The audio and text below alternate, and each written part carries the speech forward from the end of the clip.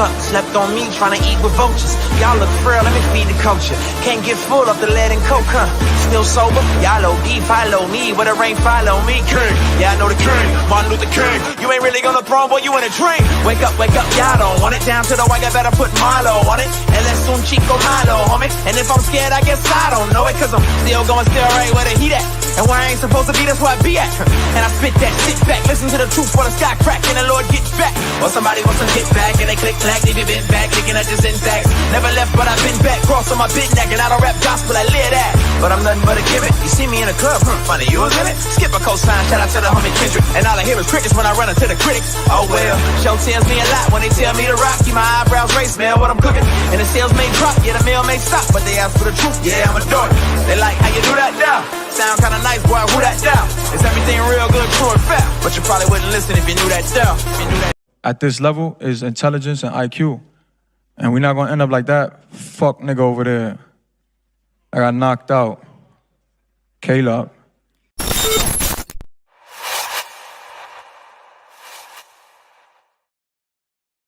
The heart beats just a little faster right now, doesn't it?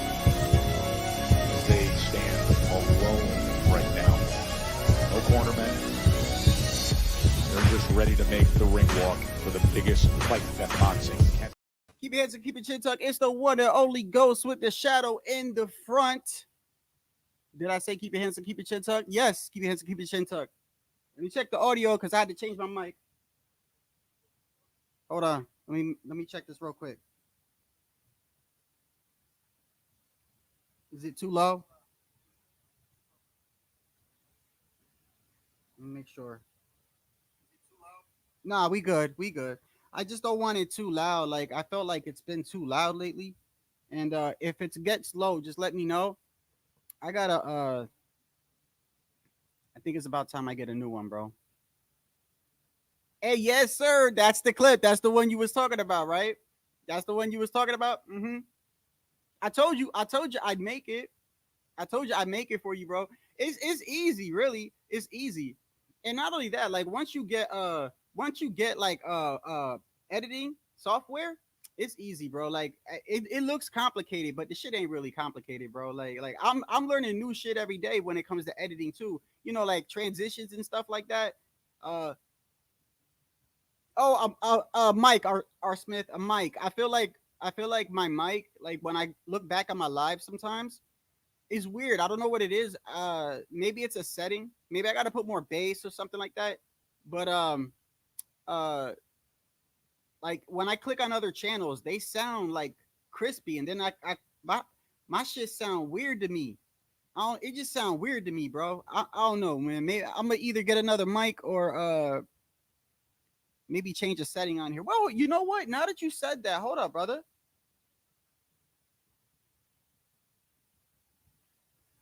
Oh shit, there's settings right here.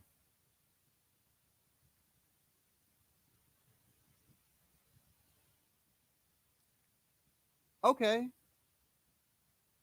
Hold on a second. Hold on. Let me check something out real quick. There's a mic, there's this mic volume here. Automatically adjust mic volume.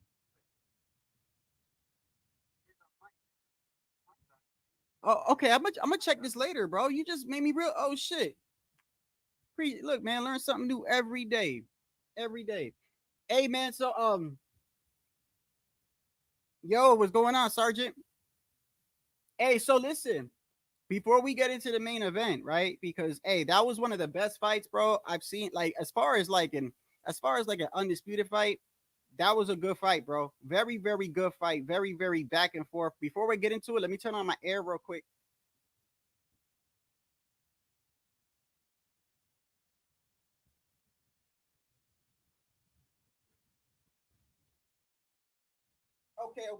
Okay. So, listen, I didn't catch every fight. But what I did is I kind of caught some here and there. I definitely caught the last fight, the main event. I caught the the Fabio and Clark. I don't know that dude's name, but he got knocked out in the first round. That shit was devastating, and that dude punches hard as hell. Hard as hell. I mean, damn, bro. Like that dude should really. The dude that got knocked out, he should really go. Like, I'm glad they go to the hospital. I'm glad they go to the hospital because when they play the instant replay, I don't mean to laugh, but they played the instant replay. This guy got knocked out and he just had a permanent face, like he was thinking something. Like he was thinking, you know how you think when when there's a question, like you like this, like what, what's that? What if I add that? If I put that over there, he had that face, but it was permanent. Like what the fuck just happened, bro? And then yo, I'm looking at him like, bro, you need to go to the hospital, bro. Damn, that CTE like a motherfucker, bro. I mean, what, yo, dudes hit hard, man. Which, by the way, it goes to show like why I do respect defensive fighters, you know, because I believe it's harder. I believe it's harder to not get hit and hit somebody than it is to, because the other way you have a lot of heart and shit like that. But I feel like it's very, very hard to not get hit and then fire back, which, by the way, let's get started with what I wanted to talk about. Did you guys see the Ben Whitaker fight, bro? What a wake-up call for this guy right here, bro. What a wake-up call. You know, let me first start by saying this. A lot of fighters have an off night, okay? We've seen a lot of fighters have an off night. Floyd Mayweather had a couple times he had the rematch Castillo and Madonna, right? Because it was controversial, right? So I'm not saying fighters don't have bad nights, but what I am saying is there's a pattern here that I'm seeing, especially in this generation. And I want to start off by saying I've been guilty of this. Okay, I've been guilty of this with Chris Colbert, Frank Sanchez, and other fighters, where we hype these fighters up, right, before they're taking tests, right? And just because you have a great amateur background and just because you've been to the Olympics and everything like that, yes, bro, I'm not saying that shit don't count. It counts. But there's a massive difference, bro. There's a massive difference when you're coming from the amateurs and you're fighting in the pros. And that goes for anything. It's not just combat sports. I mean, you could think of basketball. Let's say you're the best in your high school team. Well, you guys are playing teams, what, maybe in the next town or something, maybe a couple counties over, depending on where you live, right? So then you go to college. Then it's more divisional. It branches out, right? Then when you get to the NBA, bro, you're playing the best in the world. Plain and simple. And even though you have a good amateur background in the Olympics is, there's different rules. It's a different setting. It's not even 10 rounds or whatever. Just what I'm saying is with Ben Whitaker, I saw a lot of people hyping this man up. And I'm not going to say the dude is not talented. He's very talented. The one thing I personally don't like as a boxing fan is I don't like dudes that showboat too much. This dude, you go look at his highlights, almost every single fight that he has, he's showboat and he's got great defense, bro. Great defense. Very, very agile. He fights this guy. Now, when I watched this fight, I knew by like the end of the second round, I'm like, yeah, he's in for a different type of fight, bro. He's in for a different type of fight. So the guy that he fought, what did you say, Tycho? Well, look, he's good. No, look, he's good. I don't want to shit on him. I don't want to like, I'm not trying to do that. What I am saying is that I feel like a lot of people, including myself, I've done it before. We hype up these fighters before they have these tests, bro. We saw it with Jared Anderson. We saw it with my guy Chris Colbert. Frank Sanchez, I was even saying, like, I felt like he was the next best, you know what I'm saying? So I want to put myself in there so people don't think I'm trying to go at them, bro. I've done it too. But we put these fighters up on a pedestal before they even get tested, bro. And with Ben Whitaker, it's very easy to look like Spider-Man, Peter Parker, and dodging shit and hitting people when you're fighting dudes that you're supposed to win. Why do you think they call it a showcase fight? Look at listen to that. It's a showcase fight, right? That means you're supposed to win, right? And you showcase your skills. So Ben Whitaker has had a lot of showcase fights, in my opinion. He fights this guy who, by the way, has never been knocked out. Never been knocked out. Good counter puncher, good body puncher, and got a chin, right? So I'm watching the first round. I noticed right away Ben Whitaker is not doing the whole showboating thing. He's not. He's literally, he's like it's almost like he's got almost like he's got like like he's what is the word? He's fighting with like a vendetta type of thing. Like he's not showboating. He's got a serious face on, and he's boxing, right? And he's throwing a lot of shots, and some of them are landing, some of them are not landing, right? But you could clearly see, you know what it reminded me of was Jared Anderson and Bacoli. It reminded me of that, where he's throwing these shots at him, and the dude is just eating these punches, bro. He's just eating them. And this guy was blocking a lot of those punches. And so the first round, I gave it to Whitaker. The second round, he comes out, right? He's doing the same thing. He's winning the fight. Towards the end of the second round is when I feel like he knew in his head he had like a different type of fight. So in the end of the second round, the dude lands a body shot and like an overhand right, and you see Ben Whitaker's face almost like, damn, that was kind of powerful, right? And then the third round, Ben Whitaker comes out and he's looking tired. None of these punches are hurting this man, bro. None of them are hurting this man. And in the third round, he gets caught with a right, and the dude unloaded on him like 4 or 5 shots, right? And that's, even the commentators were like,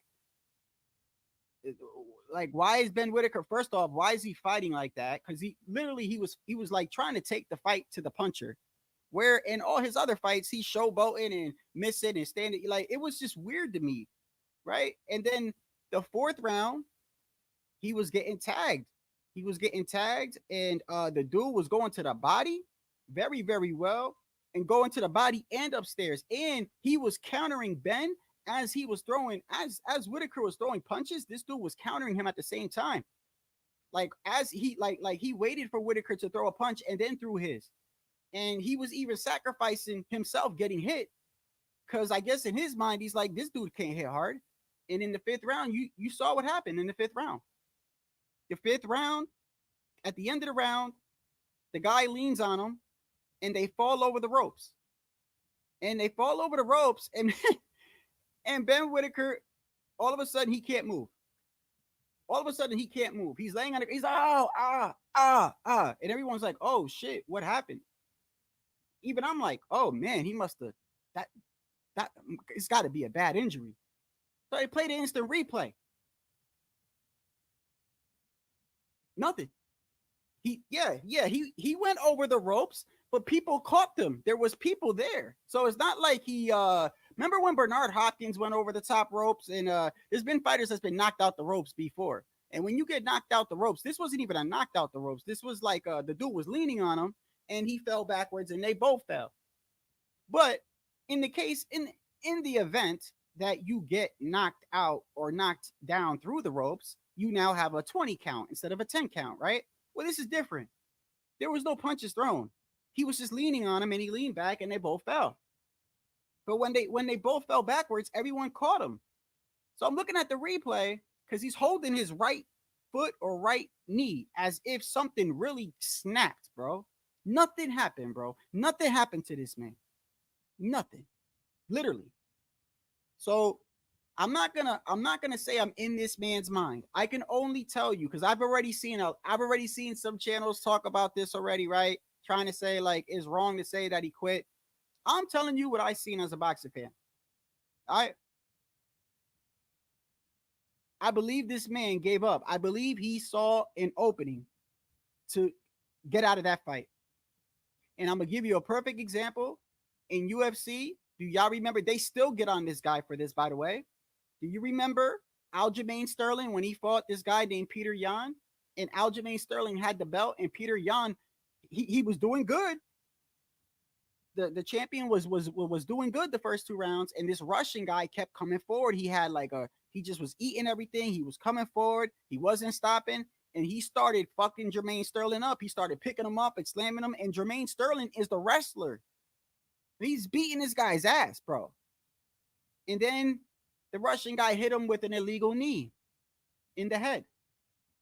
And then the ref went to go break it up, and then Aljamain Sterling kind of like starts like acting like he can't get up, he can't see, and he took the opportunity to get out the fight. They gave him they said, "Hey, look, champ, we'll give you as much time as you need, but you do know that if you can't continue, hey, you keep the belt, whatever." Right?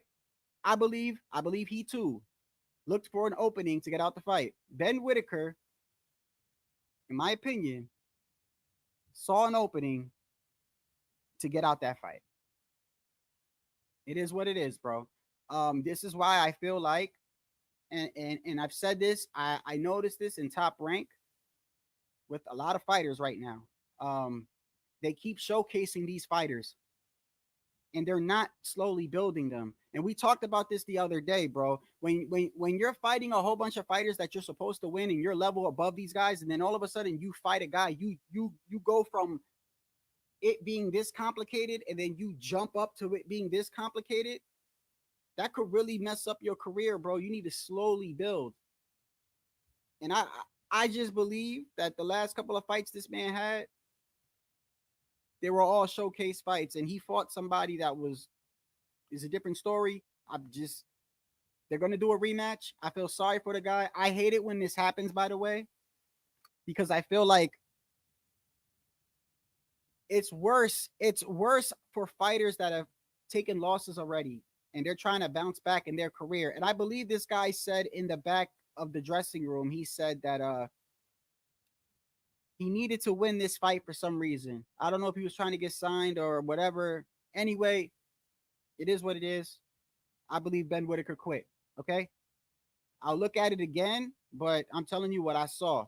And if you go back to the fight, you will see the first 2 rounds very clearly Whitaker. Very clearly he's landing everything. The 3rd, 4th, and 5th, he was starting to get slowly, this dude was starting to come back. And the problem is this guy had power, and Whitaker was not hurting this man, and Whitaker was slowing down. So he looked for a way out, in my opinion. Now, before I get to the main event, was the Fabio and Wardley, was that a rematch? I believe. I'm not sure if it was a rematch or not, but that fight, that dude has got some massive power, bro. Massive power. He knocked that dude out, and he gave him a permanent facial expression, bro. I hope that dude got his like CAT scan or something,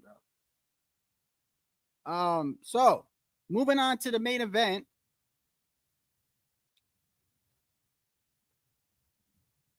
Let me see. Bro, Eddie Hearn, bro. This dude cannot win not one fight against Frank Warren. This dude is like 0 for 15. Like literally. Like Frank Warren's fighters is just Xing out Eddie Hearn's fighters, bro. Like that's gotta be like, that's gotta. And then you know what's crazy? Eddie Hearn stands next to him after all these events, and they're talking like they're cool. And you could just see it at Eddie's face, like, you motherfucker, man. Like he's mad at Frank. Like, I know Frank got to be happy, bro. All his fighters is Xing Eddie Hearns out, bro. You like 0 and 15, bro. And not only that, he's taking out all your top fighters, bro. All your undefeated young fighters, dudes you just signed, dudes that you got plans for, dudes I'm pretty sure in your mind you're like, he's gonna be the next best thing in this division, and he's just wiping these dudes out, bro. They're all losing. Joshua, fucking Bivol, fucking what was the other dudes? Even my guy Raymond Ford, which that was a controversial fight. What was the one we just saw? What's his name? That got beat up. The dude that fights like Errol Spence. He fights like Errol Spence. What's his name? Hold on. He fights like Errol Spence. Like he literally, he reminds me of Errol Spence, bro. When this guy fights. Hold on. Let me see. Where is he at?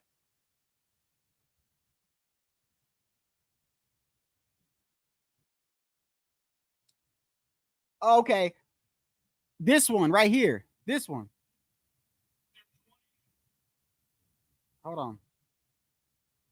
Oh, wait. Let me get this out the way. This guy. What's his name?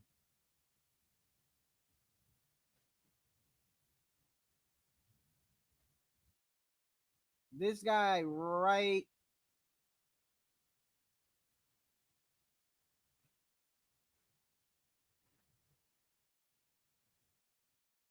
I just had it. Give me a second. Right here. Their 20s and both so full of confidence. Oh, It's another Eddie Hearn fighter that got beat up. Perfectly. I mean, all his fighters is just taking L's, bro. I believe that's Eddie Hearn's fighter. I'm not sure. It might be. All I know is this: all his fighters are just taking L's against Frank Warren, and you know Oscar De La Hoya is gonna have a great clapback Thursdays or clapback whatever. Oscar on that good coke now, because Oscar's been on a roll, bro. Which, by the way, let me tell you this, bro. I did not take no enjoyment in this with what I'm about to show you. So I was going for Beterbiev, and I will get into who I really scored it for, and I did. I actually, even though I was going for Beterbiev, I'm fair. I do believe that you could have made it a draw. If you would have gave it to Bivol, I wouldn't have had no problem with it. I gave the fight to Beterbiev. I personally did. I'm gonna break it down why in a second. Hold on 1 second. I did not get no enjoyment from this right here. We were talking about this chick the other day. And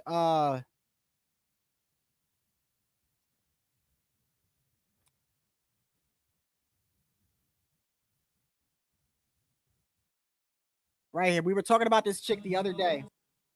This is Bivol's wife. As you know, Bivol's wife has got some, I don't know if she's trying to take money from him or whatever. She's accusing him of beating her. She's accusing Bivol of beating her ass or whatever it may be. I am not here to defend anybody, but what I am saying is that people lie. He could be a monster for all I know. He could be a monster, but I do know people lie. Okay, you could take the whole Diddy thing. Do you think everyone? There's like 500 accusers, bro. You think all of these people? Like, come on now. Some of these people just want money. Some of these people are gonna lie. Some of these people are gonna just make up shit just because they were there. Okay, and I'm not saying that she's lying, but what I am saying is the timing of this woman, the timing of her doing what she's doing is impeccable.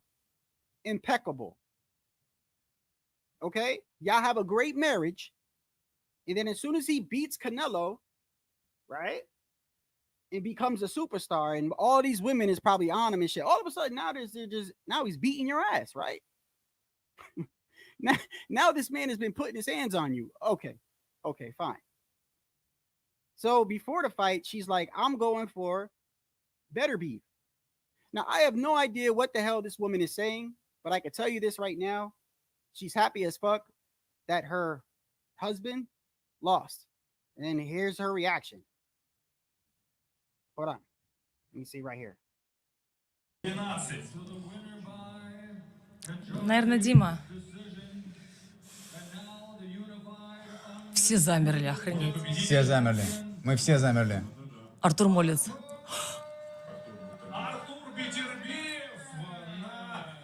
Блядь, честно? Так тебе и надо, дебил. Вы испугались? Знаете, что обидно? Артур! Да! Потому что карма, знаете? That's just a vendetta, boy. I'm telling you, when you get women mad, bro. 16 лет отдала. он проиграл. I mean, that's her husband, bro. Regardless. I don't even know if they're divorced yet. I mean, that just goes to show you, bro. Women get mad at you. Господи, на переправе коней не меняют. Мы идем в ресторан на наш счет. Почему за наш счет? За твой счет ты твой выиграл, мой проиграл. Блядь, ты нас кинул. Вот, блин, карма херова. О! So as you see, she's happy. Of course, she's thrilled that he lost.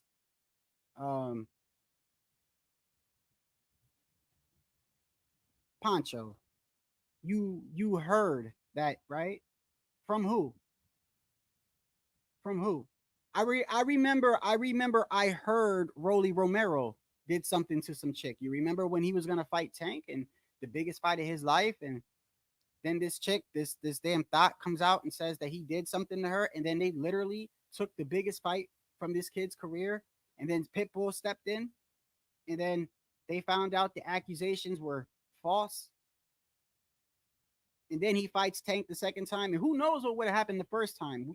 We all saw Rolly was winning the fight the second time. Who knows what condition he would have been in the first time, because he had to stop. I'm not saying, bro, listen, if he's beating her up, bro, you're a piece of shit, bro. Okay, I cannot stand men that touch women. All I'm saying is, this is what she's saying, and I'm saying her timing is impeccable, brother. Her timing is, if I'm beating my wife's ass, why would I say something after the Canelo fight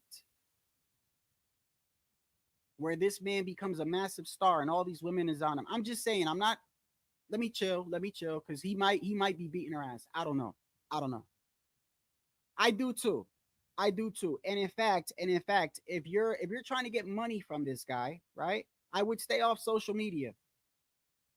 Okay, I would not be cheering when he loses, because you fuck around, you go to court, and they play that. I'm just saying it might not look too well.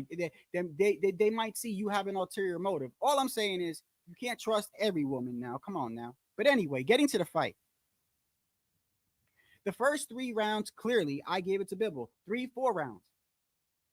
Clearly, Bivol. I'm gonna say this too, also, because I see people talking about, Bivol's face is all marked up. That is not always the telltale of things. People's face swells up easily. Also, when you block a lot of punches, bro, and I said this with Virgil Ortiz, you get like a chafe almost, right? However, he had a puffy eye that was like black and blue and puffy. That came from a hard impact punch.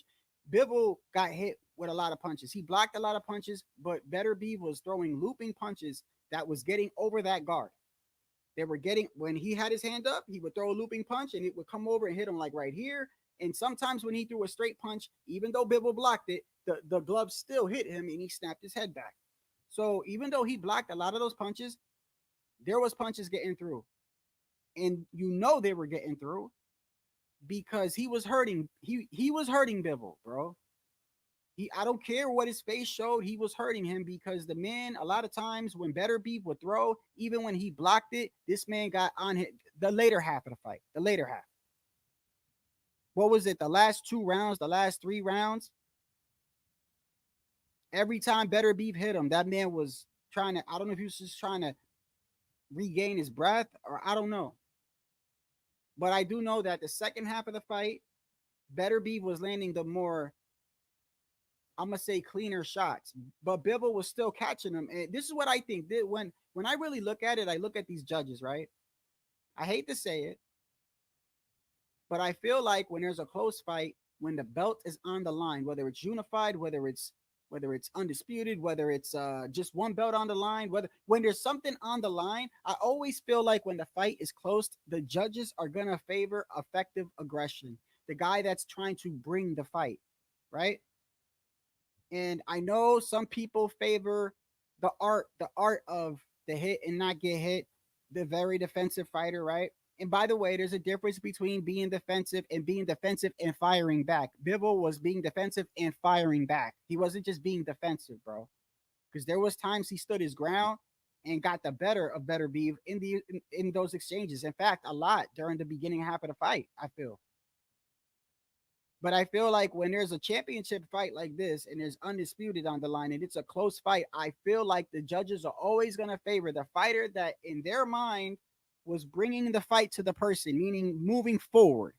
I hate to say it because that's not what wins fights. You could clearly win a fight going on your back foot. We all know this. You could clearly win a fight going on your back foot.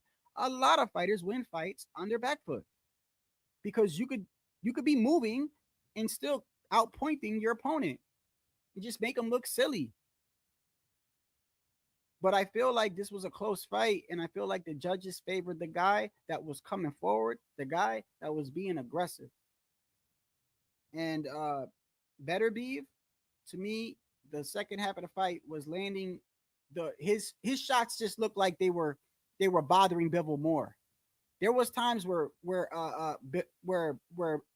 there was times where Bivol caught Beterbiev cleanly, and there was a couple times where I thought he might have stunned him, and Beterbiev backed up for like a couple seconds, but then like he yo, that dude's got an iron chip, bro, or whatever he's made out of, bro. I don't know. But there was times he got caught with shots and he backed up for like 5 seconds and then he just went right back to going forward. It's like he's like a machine, bro. Which, by the way, did you guys see when did you see yesterday when Keyshawn Davis, in so many words, accused Beterbiev of using PEDs? Did you guys see that?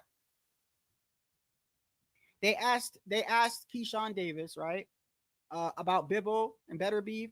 And in so many words, he said this. He said, "Well, I'm always gonna favor the technical fighter, meaning Bivol, but he's like, Beterbiev looks unnatural, or no, he has that unnatural strength, and he rolls his eyes like unnatural strength." And he's like, when guys have unnatural, he kept going like that. Let me show it to you. He was like, unnatural strength. He's over here. He's accusing Beterbiev of taking PEDs, which, by the way, I believe a lot of fighters are on PEDs. I think there's a whole crap load of fighters on PEDs, bro. That's for another live. I believe everybody on Snack is in PEDs, bro. But let me go to Keyshawn Davis.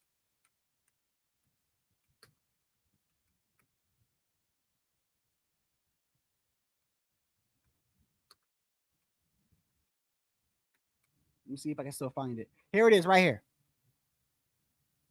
Shout out to Fight Hype. In so many words, bro, I mean, in so many words, you're basically saying that you believe this guy is taking fucking steroids or PEDs or whatever it may be.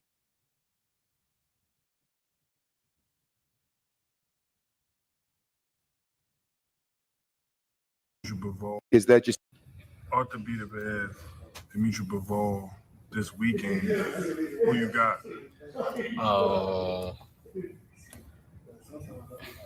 I'm not gonna say that. I'm gonna be on the headlines. But I'm gonna always go with the boxer. Always, I'm gonna go with Bivol. I'm gonna go with Bivol for sure. Beterbiev, he's so unnaturally strong that it's hard to beat unnatural shit, if you understand what I'm saying. I'm gonna just let that shit rock. Hold on. So if he come natural, then Bivol should win. But if he come unnaturally strong, then it's hard beating somebody like that.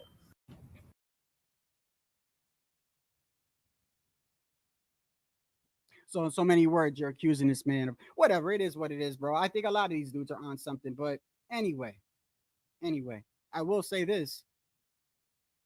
Beterbiev is a monster, bro. And I give a lot of credit to Bivol, by the way. I have a newfound respect for Bivol because he stood his ground at times, but Beterbiev is a problem, bro. And let me tell you something. All y'all David Benavidez fans out there, bro. Okay. Go ahead. Keep that safe, bro. Let me tell you, let David try to pressure. Go ahead. You go and try to pressure that man. See what the fuck happened to you. Because I already know how Beterbiev's chin is.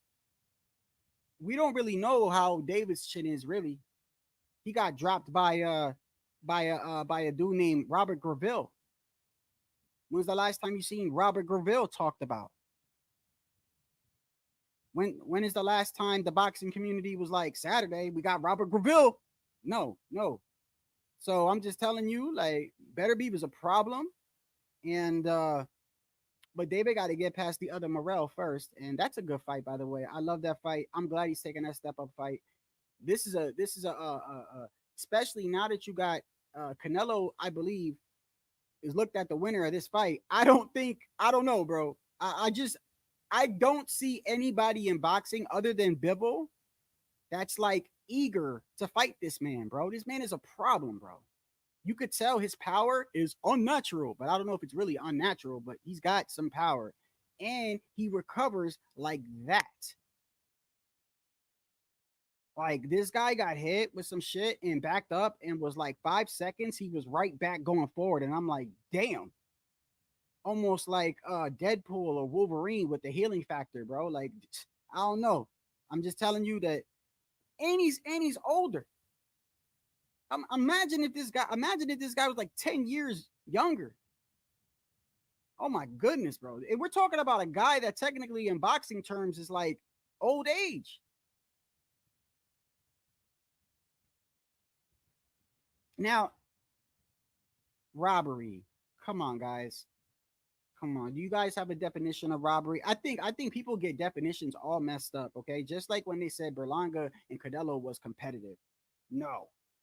Your definition of competitive is different than mine. Competitive means it was a good it was Berlanga was putting up a no, he stood his ground. Yes, he landed some punches, but it was a one-way fight. That's not competitive to me. A robbery is clearly when the majority of the public and everybody, I would say 90 to 95% of people, when they saw the decision was like, oh, hell no. That is a robbery to me, not a close fight. It was a close fight. The scorecards was a little bit, one of those was a 116 or whatever. That one was a little bit iffy. We always get those scorecards. We always get the ones like that. There's always that one judge that you wondering what the hell was they doing. But we all saw the fight, and I know some of us can't score for shit. Okay, but it was a close fight. If it would have been a draw, I wouldn't have had a problem with it. If they would have given it to Bivol, I really wouldn't have had a problem with it. I personally gave Beterbiev. I feel like he landed the more. I feel like his punches, even though, and by the way, it's not like this dude was landing one punch here or there. Okay, it's not like Beterbiev was landing sometimes, one or two punches. He was going to the body, and every time he hit Bivol, it seemed like it was bothering him. Maybe not in the first part of the fight, but definitely in the later half of the fight. Definitely the later half of the fight. That was the first time I seen Bivol. I don't know if he was tired. I don't know if he was hurt. I don't know what it was. I do not believe he gave away any rounds. Nobody gives away rounds when it's undisputed. I doubt it in his head. He's like, I'm going to give him this 11th round because I'm going to consult. No, not in an undisputed fight. You give it all every round, bro. So those rounds where he was on his back foot and Beterbiev was catching him invisibly, I saw Bivol back. I feel like his power, bro. Beterbiev's got some power. And listen, think about it. It went the distance. This dude had a 100% knockout ratio and went the distance. So that tells you a lot about Bivol. But anyone saying that it's a robbery, that's your opinion. That's your opinion. But when you say robbery, what you're telling me is that if you watch that fight over again, that means you clearly by a landslide got Bivol winning that fight. I don't have either man clearly winning by a landslide. It was a close fight, bro.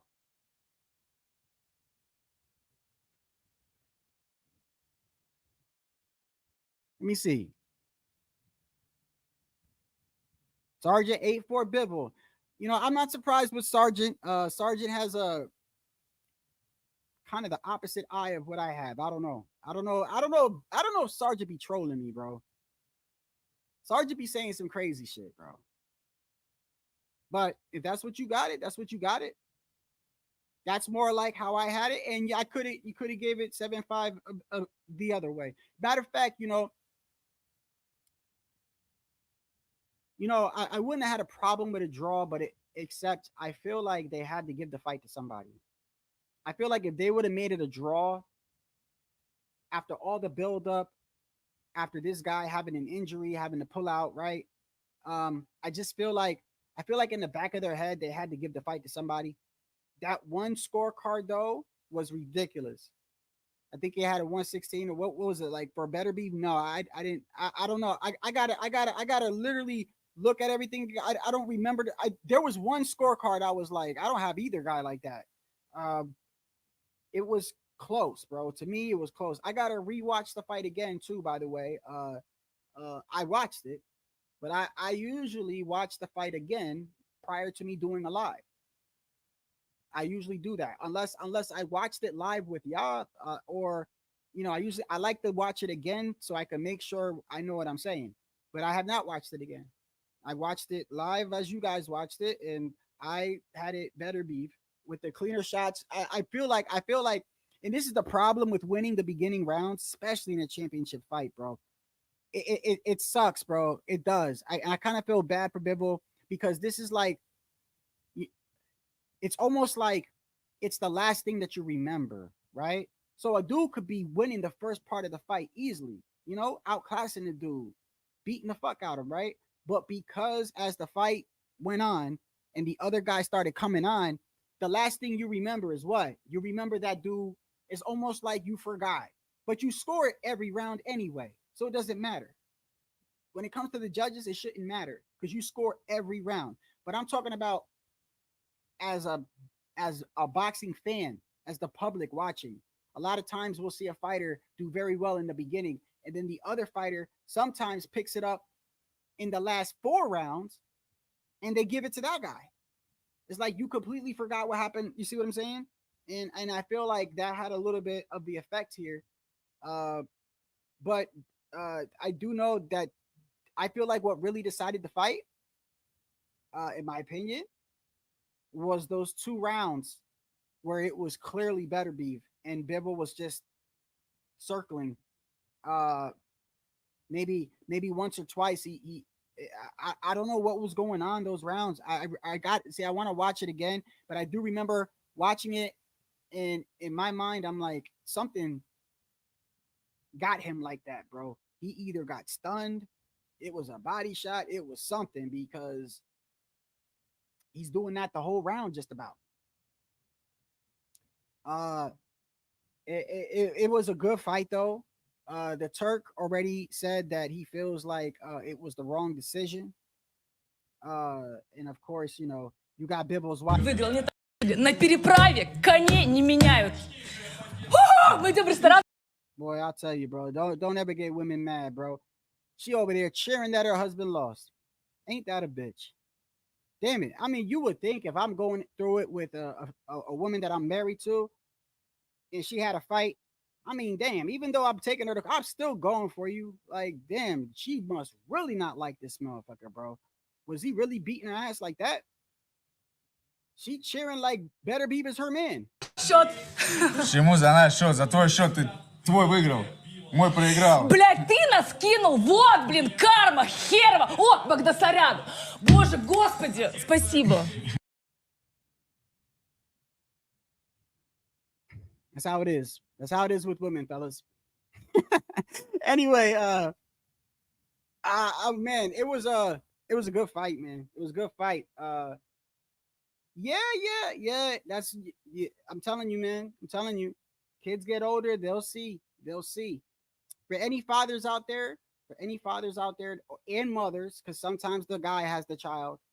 For any of y'all going through shit where you feel like in your head, because the kids stay with that person, and you feel in your head that they're turning the kids against you, just know when those kids get older and they're able to put 2 and 2 together, a lot of times they see what was wrong. Okay, hopefully it should be like that. That still is no excuse. You know, what the parents go through should not affect the kids. But anyway, the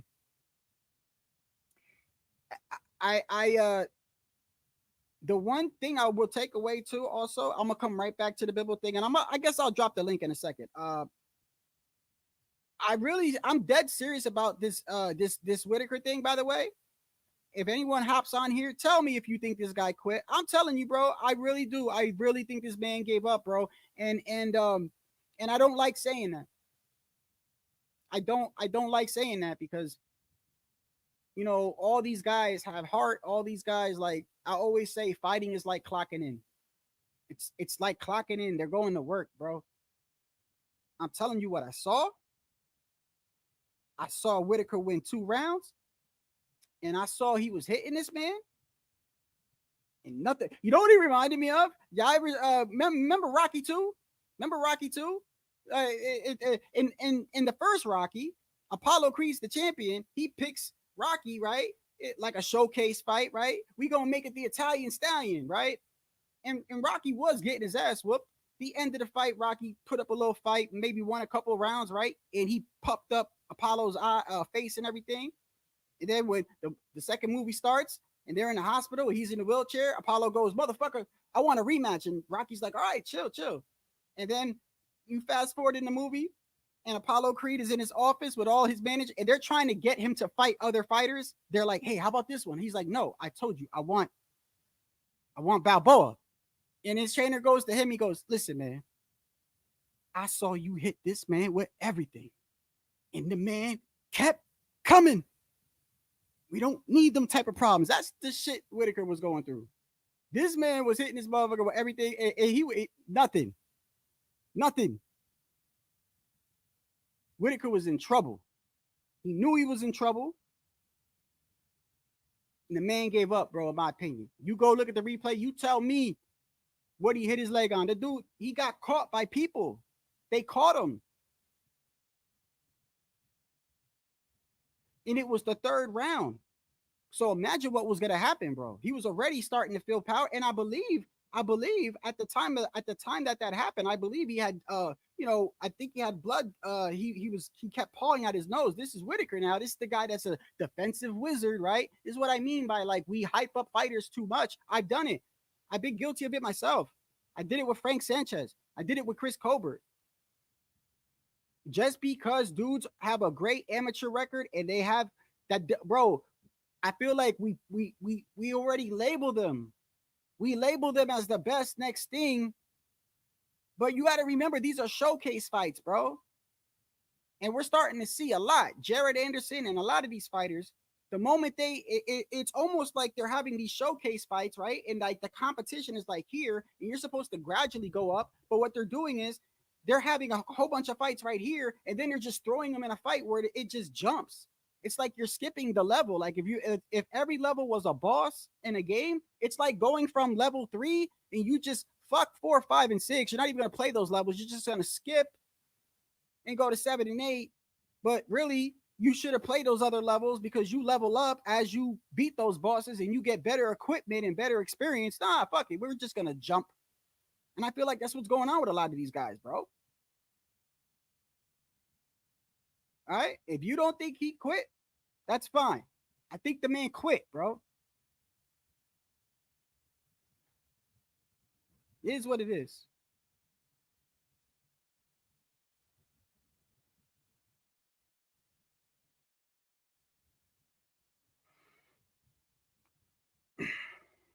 What's going on, HOD?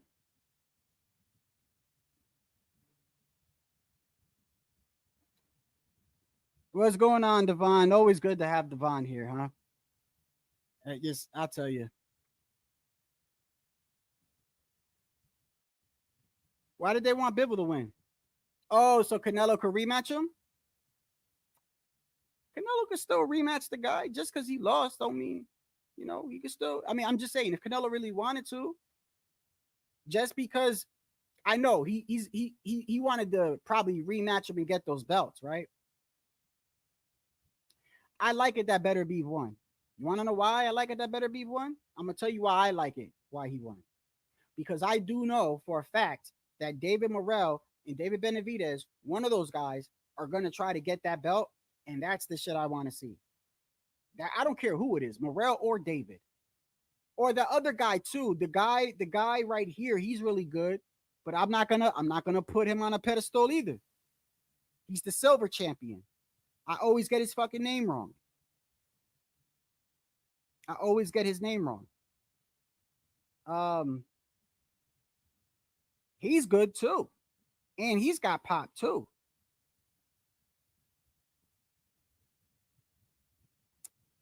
This guy, Shiraz. Their 20s.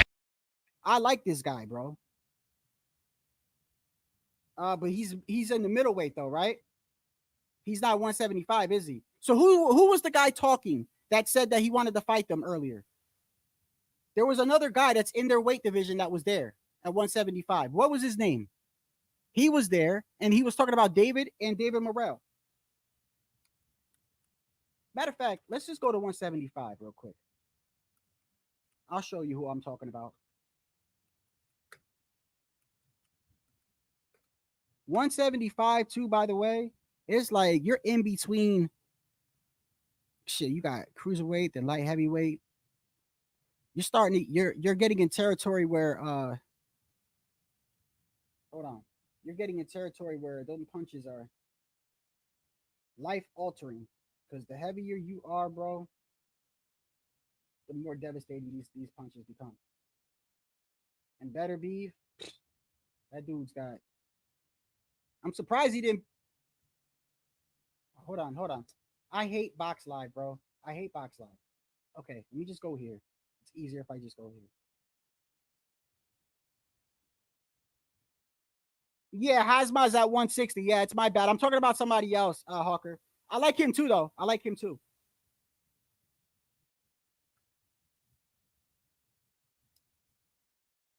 Who was it? Or was it somebody at 168 that's moving up to 175? Either way, if you look right here, Bivol and Morel, right? Oh, shit. I didn't know Morel got a belt. He's got the regular, right? Okay. So now look at this. You got Morel with the regular. You got David Benavidez as the intern WBC so David and Morel's got the baby belts. Okay. I got it. I got you. Well, it doesn't matter because the winner of that is probably gonna. I want to see if these dudes are gonna jump in and fight this guy. I don't think a lot of people are gonna be begging to fight Beterbiev, bro. Who wins what? Morel and David Benavidez? Man, I'm telling you, I think that's a close fight, man. I'll say this about David.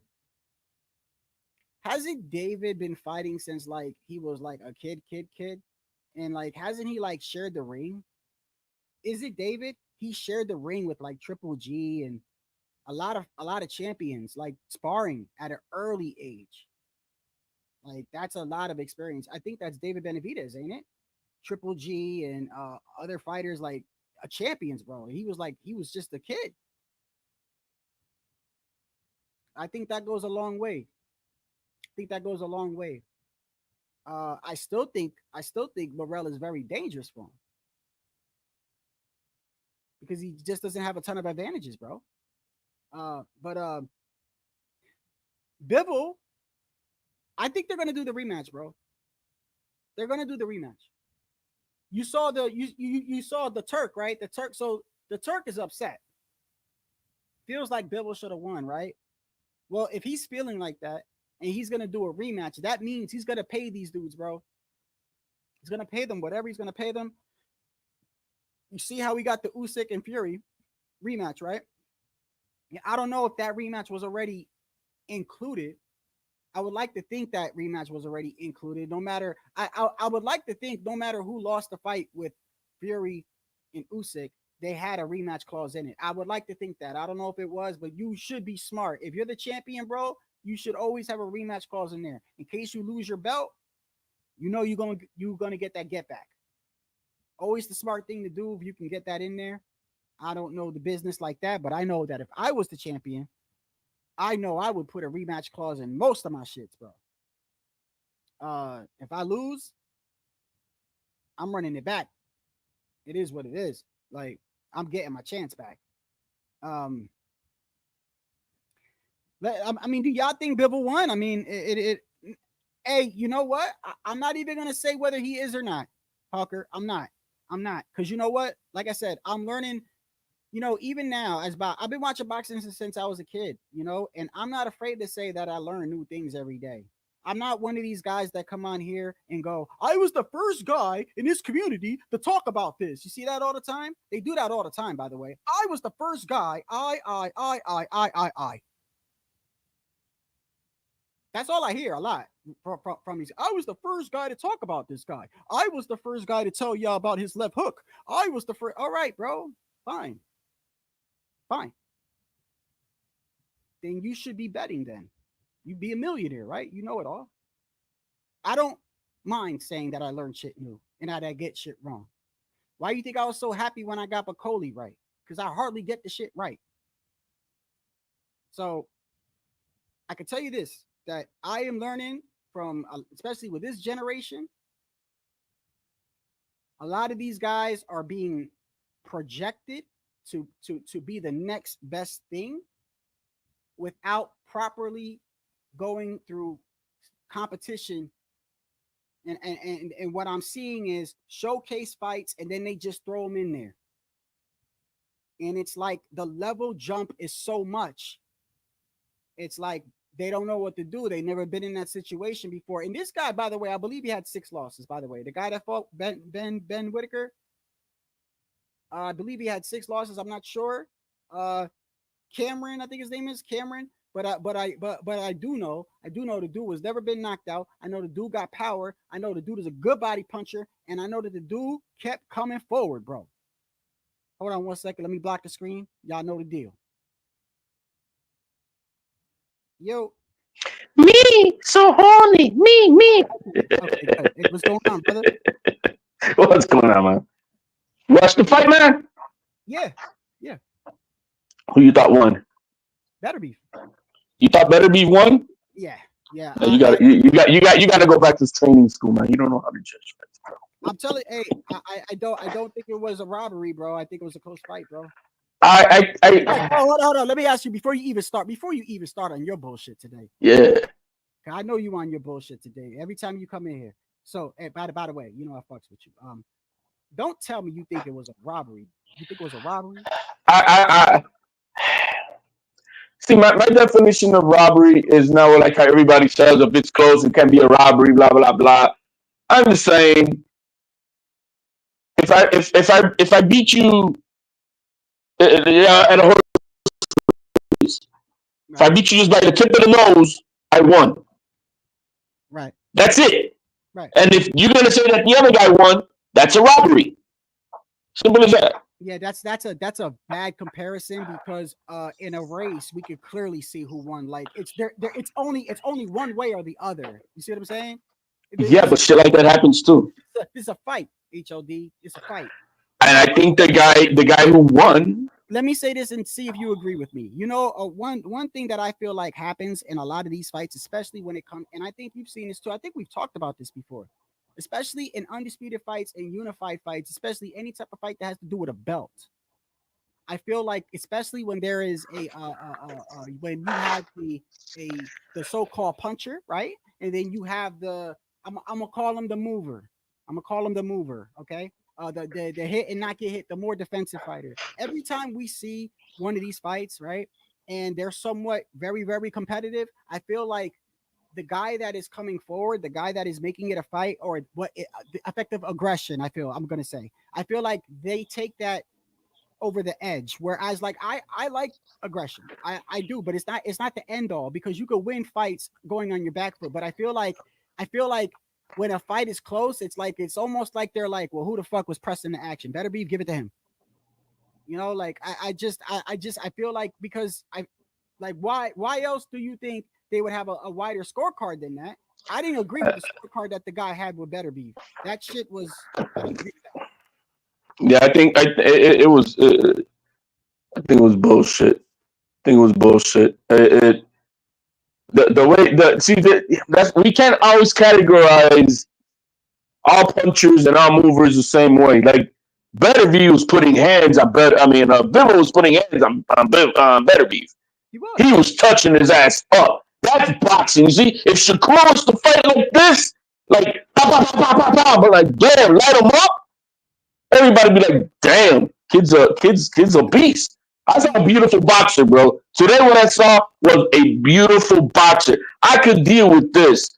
I could deal with this type of defense because he was lighting him up. But there's some beautiful combinations coming down the pipeline on Beterbiev.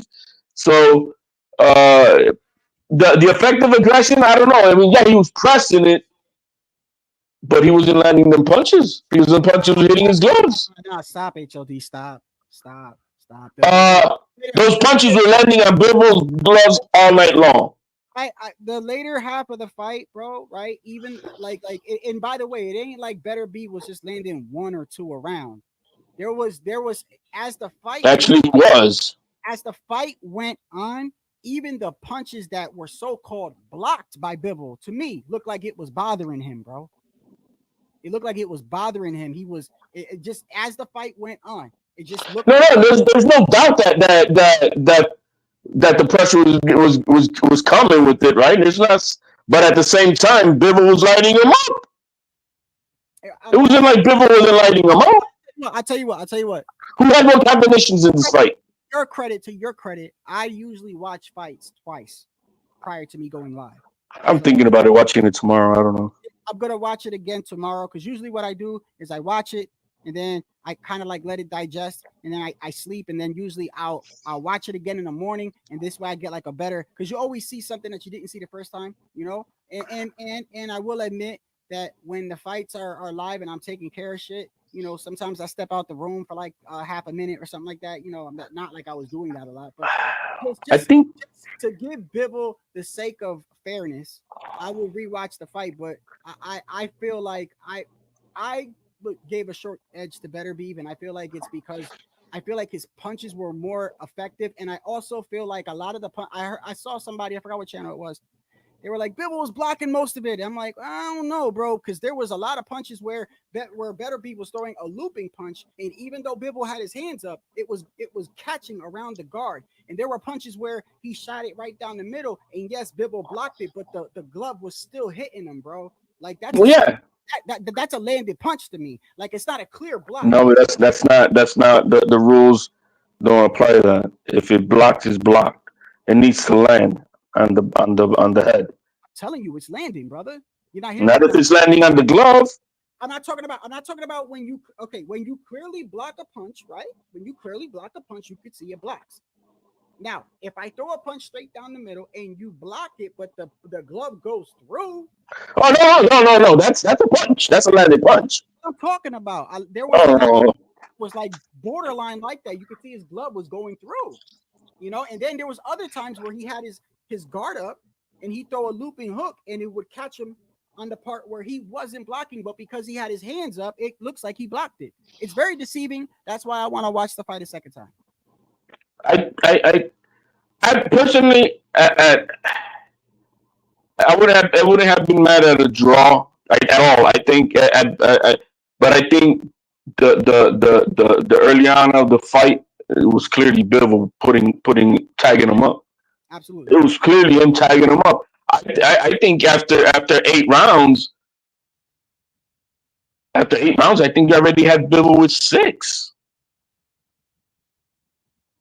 I gotta rewatch it. I thought you was about to say 8-0. I was about to say No. 6 or 8-2. So maybe at best, if I watch it again, I'll say maybe 5-3 in first 8 rounds. I can tell you this. I clearly remember giving like Beterbiev 3 straight rounds towards the end. Like there were clear rounds and you know what it is? I think they stick out. This is why I want to be fair and watch the fight again. Those clear rounds stuck out to me. There was 2 rounds where I just feel like I don't know what was going on with Bivol. You know which rounds I'm talking about? Maybe the chat.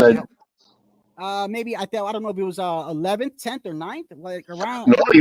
No, those punches were hurting, bro. Bro, I mean, every time he fucking touched him, Bivol was visibly hurt, bro. But I'm telling you, Beterbiev hits hard like a motherfucker, bro. No, and there's no question about that. But Bivol went. Hey, this is the first time Bivol made him do 12, baby. Yeah, that's what I'm saying. I give him a lot of credit because he made it through the fight, bro. He made it out 12. I think Bivol won the fight, but after the 8 rounds, let's say we have it 8-3, then I can see that they could, one more round for Bivol and 3 for Beterbiev, and that would have made it 6-6, and that would have been a draw. I think that's how the fight really should have been scored. It should have been a draw. But at worst for Bivol, a draw, if not a win for Bivol. But it was a great fight, man. Did you see Bivol's wife? That toxic bitch. Ah man, I'm telling you, bro. You know, it's shit like this that makes me think like you're lying. Yo, man. Артур, я тебя поздравляю с твоей нормальной. Вот мое истинное лицо. Да. Потому что карма настигла Бивола. Иди к своей нормальной. Вот мое истинное лицо. Нет, честно, иди к нормалихе. Я была права. Вот, вы знаете, я 16 лет отдала. Он проиграл. All those guys that are waiting around, bro. Yeah, I just, you know, I'm not gonna sit here. I don't know what's going on, but I'm telling you, when I see when I see that, it just makes me question your. You know what she posted, bro? That she and her kids are all rooting against him. Like, what? How you gonna? Yo, I mean, this I posted because some people put that shit when he put up, and this is what I posted on that. I'm like, this woman is trash. I don't condone the allegations. Right. But the moment she weaponized the children against the father, she lost all credibility. Basura. Hey, look, before you even came on here, I said, bro, even if I was going through something with my wife, right, and I'm taking her to court, whatever it may be, and I don't know, she has a fight, right, I'ma still pull for my wife. It is what it is. You know what I mean? Men are different than women, bro. Totally different. That's what I'm saying. She's literally cheering for the other motherfucker. Well, that's women are different than men, bro. I mean, you know, we think differently. We're not the same type of creatures, bro. Hold on. Women are spiteful. But I heard an interview about her, man. She's mad as hell. When Bivol beat Canelo, that he came into money, she wanted to start doing her own thing. She stopped being supportive of him. She was getting mad that he was getting all this notoriety. She got mad at him because the president of his country was calling him, and that she couldn't sleep at night, and she interrupted the call. And she's saying this in this interview. I'm like, this bitch. She just wanted a way out to try to live off his alimony, but Bill will have that all locked up in prenups. So she's mad that she's not getting this extra coin that she thought she was gonna get. And now that Bibble's got all this money, she's locked out. Bibble locked out. He's got her with the prenups, and she can't get anything, bro. She was locked into a marriage contract that if they divorce, she only gets $300,000. HOD, it's the timing for me, brother. It's the timing. Like right after the Canelo fight, bro. Right, you got the president talking to him. You got all these girls and all this shit liking him, and he's got notoriety. Now all of a sudden, all this shit, this dude was terrorizing you, bro. That's the shit I can see right through it, bro. Come on, man. You know what I mean? You know what I mean?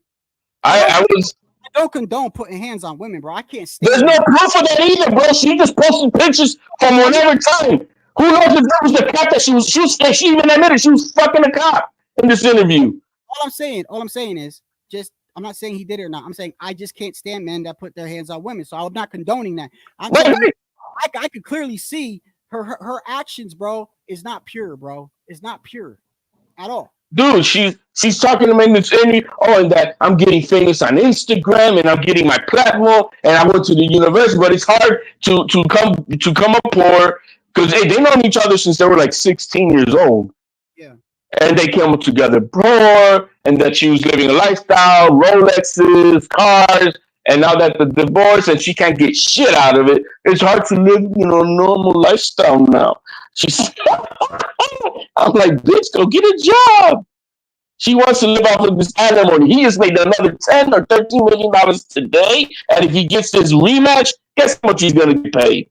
I was gonna say, we look at the rematch, right? So you heard what the Turk said, right? The Turk said, I don't know if you heard what the Turk said. The Turk was walking out of the fight, and some guy stopped him or whatever.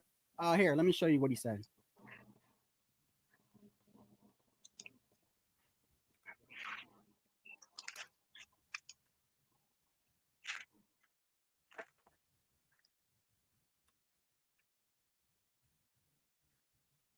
Hold on.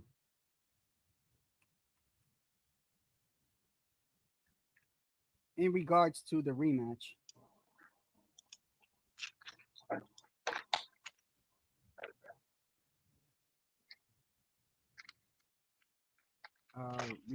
Bivol rematch.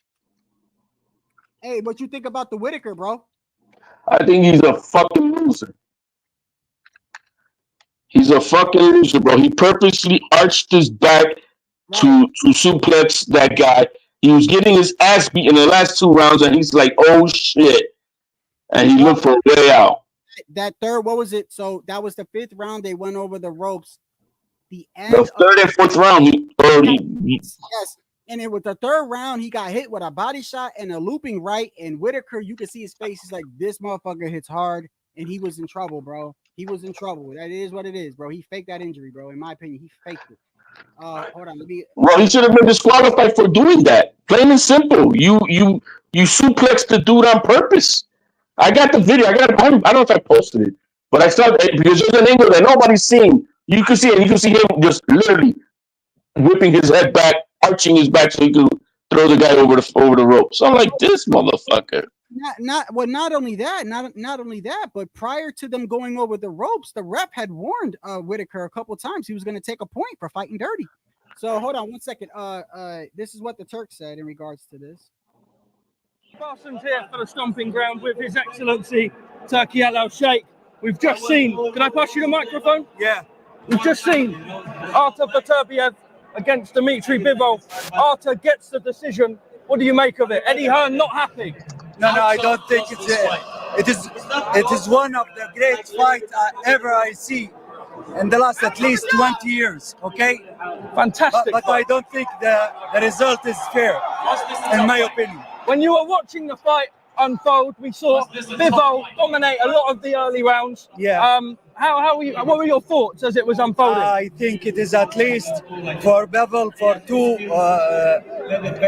the two fighters like my brother, okay? But I think Bivol win more than 2 rounds more. I don't know why the result like this, but in my opinion, I will focus and I will try to do the rematch.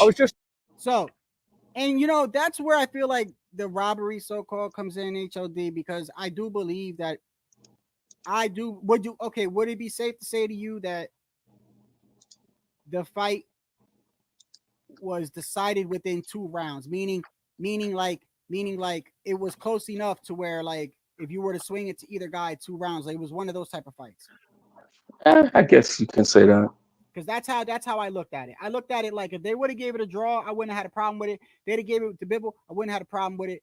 I gotta watch it again. I do clearly remember, bro, that the second half of the fight, because I remember the first half of the fight, I'm like, damn, Bivol was outclassing this dude. He's catching him, and he even stunned him like a couple of times. I believe, like, he kind of stopped him in his tracks. Oh, there was a left counter that bro, it stopped him in his tracks. Yeah. I'm like, damn. I was like, this is not going good. And then I saw he just kept coming forward, and then I slowly started seeing every time he was throwing even the punches that were landed. And that's why I say, when you go and look at the landed punches, some of them were getting through, and that's why they were bothering Bivol. Well, yeah, but not all of them, bro. And that's still... He wasn't, bro. He wasn't. And he wasn't throwing that many. That's what I'm saying. But there weren't too many punches either. He wasn't unloading on them. What are the punch stats? Let me see. I know the punch stats isn't always, but let's take a look at the punch. No, it's a compliment to an argument.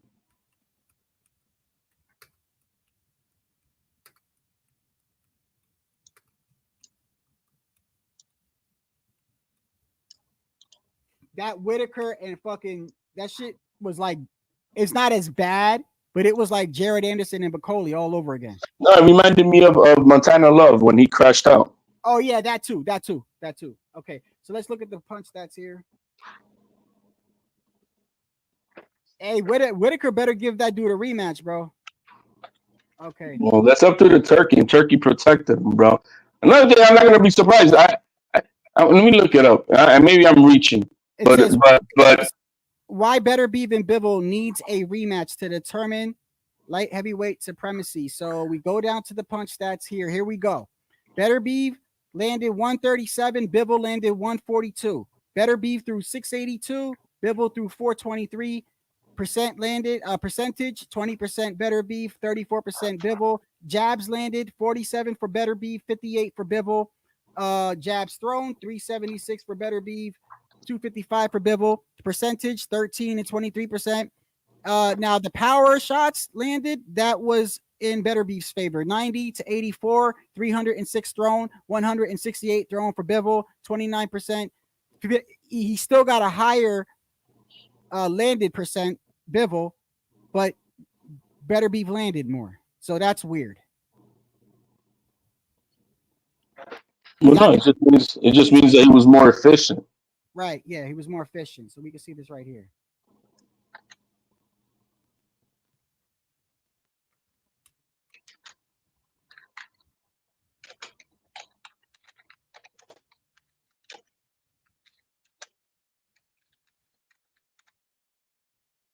So let me take a little. They don't have the actual the copy back set and print one out. I'm gonna hold on. I'm gonna do something real quick. Let me go over here.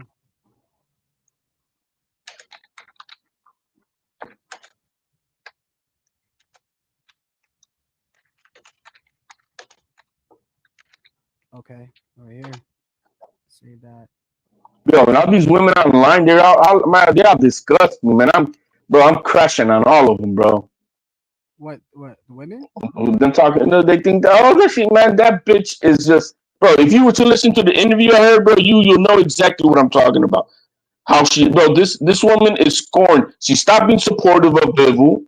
She's a scorned woman. Exactly. Yeah. She, as soon as he got paid, she was complaining about the attention he's the notoriety. He's the provider of the home. She's living with brand new cars, Rolexes, and everything, and she didn't want to deal with this notoriety. He's got business to tend to. And when he had to move to the States, because you got to remember, the WBC was not going to sanction this fight because he's a Russian.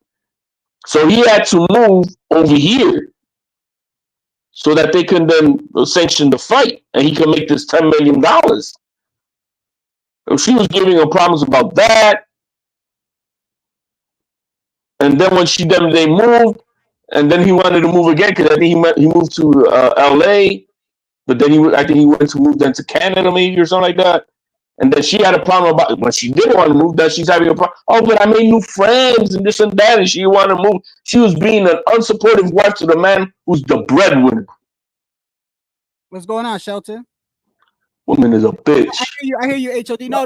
By the way, I'll be right back. You guys can chop it up. I'll be right back in like a minute. I'm not gonna leave you like how I usually do. What's going on, Shelton?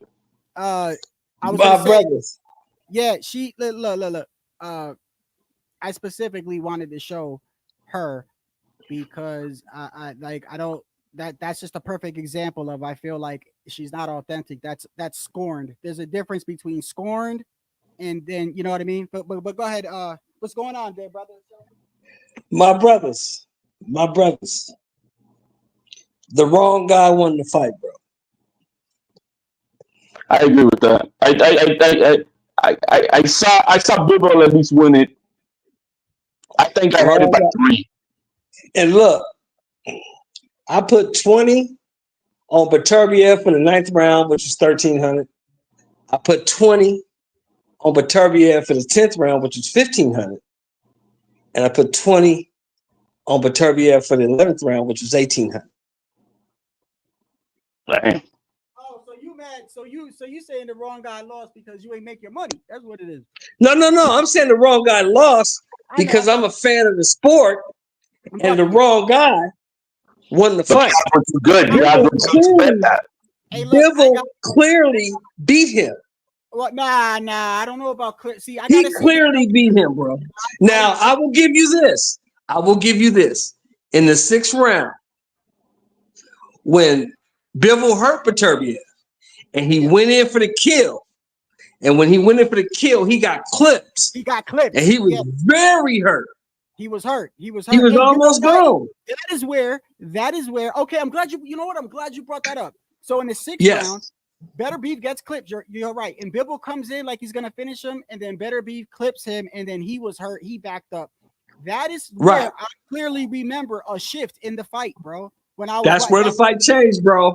That's where the fight changed, Shadow Ghost. That was the mistake that he did in the fight. That was, I've always said Bivol was very disciplined. He stays to his game plan. He's not greedy, but he got greedy at that one moment. Yes. And look, Shelton, after he rocked him in that round, I noticed after that, right? Now, I said this to HLD, and let me see if you agree with this. So a lot of the punches were because of Bivol's defense, and he always has his hands up and shit like that, right? Especially when every time Beterbiev was throwing a punch, it looked like he blocked a lot. But when I was really looking at it, some of the punches were getting through the guard, and he was throwing looping punches around. So when he had his hands up, yes, he had his hands up, but I clearly saw where it caught him around where he wasn't blocking. And then the ones even where he was blocking, like you could clearly see that it was affecting Bivol, and it will all happen after that 6th round. Yes, because after that, after he got clipped, he didn't want to go back in there like that because he didn't want to get clipped again. Yeah. And the way Beterbiev punches, he punches so hard that a lot of times when he would punch Bivol's arms or his wrists, he would push Bivol's gloves into his own face. Yeah, I saw that too. Yeah. Yeah, it was a shift in the fight. But look, I won't be mad if somebody says Beterbiev won. Yeah, I think I just have a problem with the judge who scored it 116, 112. I don't know what the fuck you were watching. Yeah, that's crazy. I started off by saying that. Yeah. And you know what? Also, I got to be fair, and I got to watch the fight again, because usually I watch the fight twice before speaking about it. But I do remember at the end, I'm like, bro, this shit could be a draw. If they give it to Bivol, I am mad, and if they give it to Beterbiev, I ain't mad. So I'm not mad at any outcome. Now, both of you guys, I think both of you guys remember this fight. HLD, Shadow Ghost. Do you remember the Trinidad De La Hoya fight? Yes, of course. Does this remind you of that? Never heard of those guys. Okay. Yeah, you know what? I'm glad you said that. So who did you think won Trinidad and De La Hoya? I thought De La Hoya won the fight, but he gave it away because in the last 4 to 5 rounds, he started just boxing and running away. And the judges favor the aggression. Exactly. And I said that right before you came here. I said, yo, Tito's landing on that aggression. When it comes down to these unified fights and these undisputed fights, the judges really like the dude that seems like he's coming forward or being the aggressor. And I feel like that's kind of unfair in a way, because it's like you're asking Bivol to do something that he's not accustomed to. And that's why I feel like I got an issue with that. But I do feel like the judges favor the dude that's like coming forward, being the aggressor, and especially when there's a close fight. But I will say this, fellas. I will say this. Bivol is a dog, bro. He's a dog. Yeah, I think Bivol can fight. Better be I was watching the fight, and I'm just saying to myself, this is the most beautiful boxing in all of boxing. Period. Period. I see elusive, but bro, he's lighting him up with them combinations. That I'm okay with. You want to be on your back foot and all this, but light him up, and that's what I'm talking about. He was lighting up Beterbiev, and I'm like, yeah, you know, right? You want to be on your back foot, but light the motherfucker, and that's what he was doing, bro. It wasn't one punch, no, it was like, yeah. Bro, I can't be mad. I can't be mad if somebody say Beterbiev won. I think Beterbiev won, Shelton. I think he won, bro. I thought Bivol won. I mean, in my opinion, it was 7-5 Bivol. That's just my opinion. You know what? But I will say this. If you move up to cruiserweight, bro, you better fight Badu Jack. Do not fight Jail Pataya.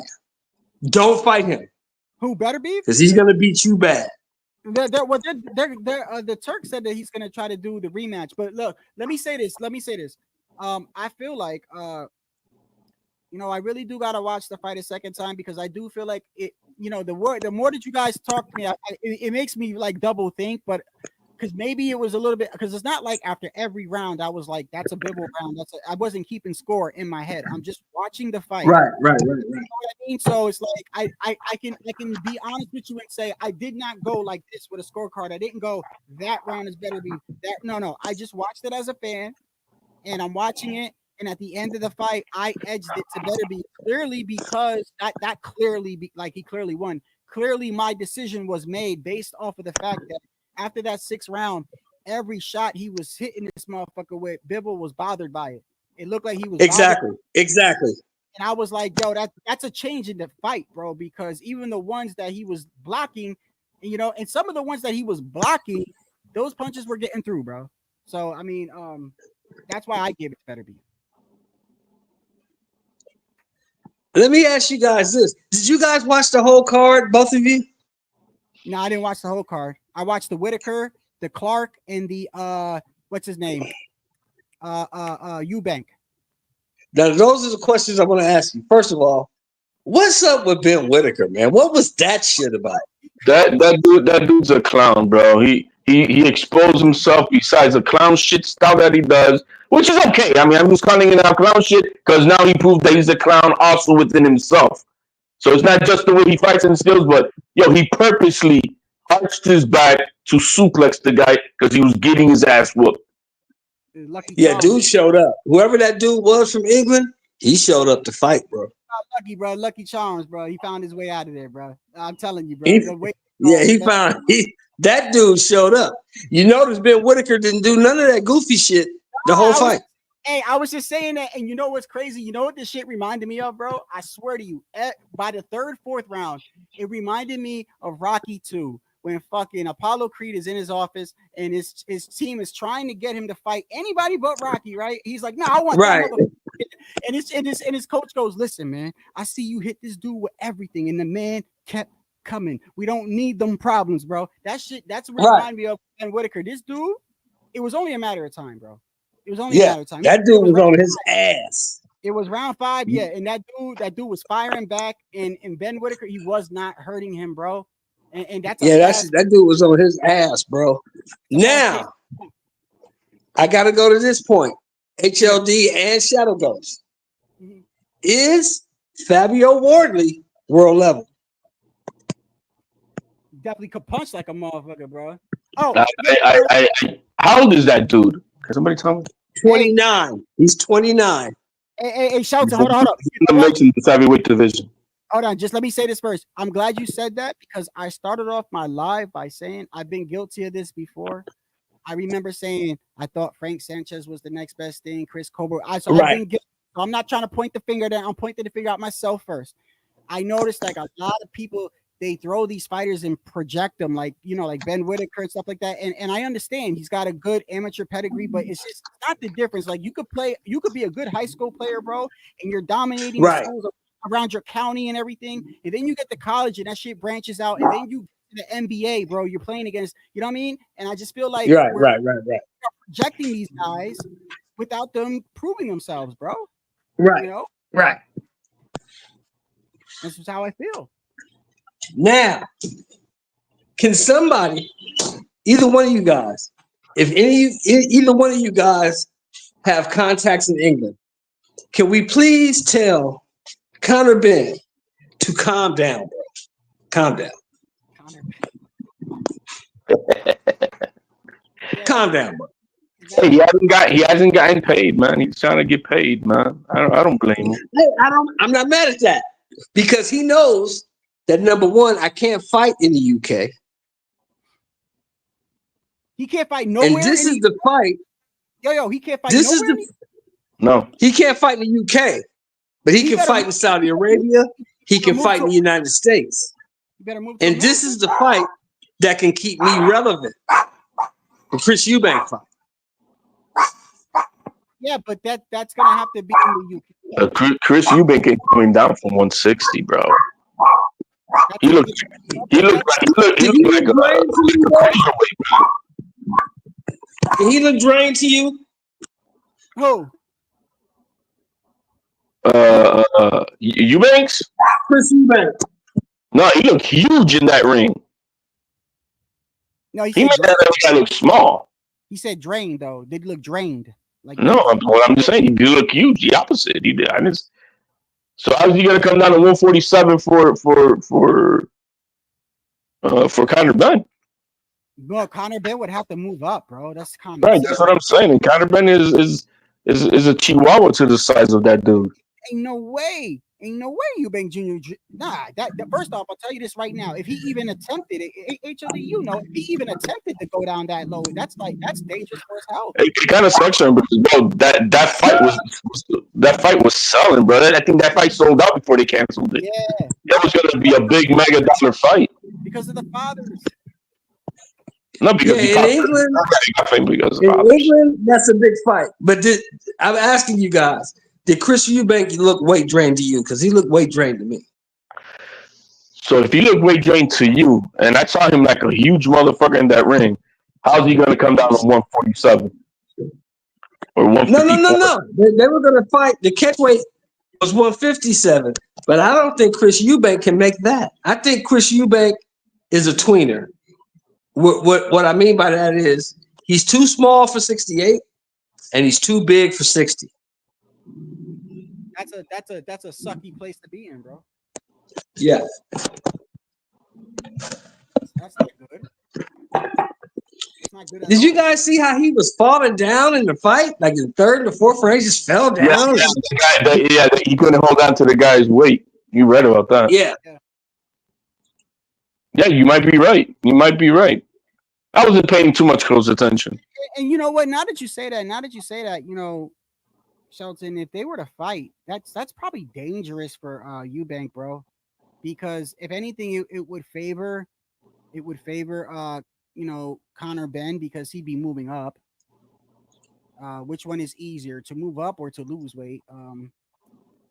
Yeah, that's just, I don't know. But then again, when you move up, bigger guys can take your punches more. We don't know if he could take his punches or not. But that is a good fight. And Turk Al-Sheikh, by the way, speaking of that, he spoke on that fight and he said that is next. He's going. Well, he knows. Well, see, but Conor Benn knows he's gonna make that fight, but in rehab over there. Yeah, Conor Benn knows that's the fight that'll keep him relevant. Yeah. But if you really want to prove that you're that guy, then there's 3 guys at 47 that you can fight. You can fight Stanionis, you can fight Barrios, or you can fight Ennis, or you can fight Norman. You can fight any one of those guys. Mm-hmm. And I don't think you beat any of them. I don't think Conor Benn beats any of them. Just to show you how people see the fight differently, look right here. You have somebody who, I don't know how you got that, Pounds. But anyway, better be 9-3. But you're right here, Bivol, right here, 8-4 Bivol. You know, like I said, I leaned more towards Beterbiev. That's just me, man.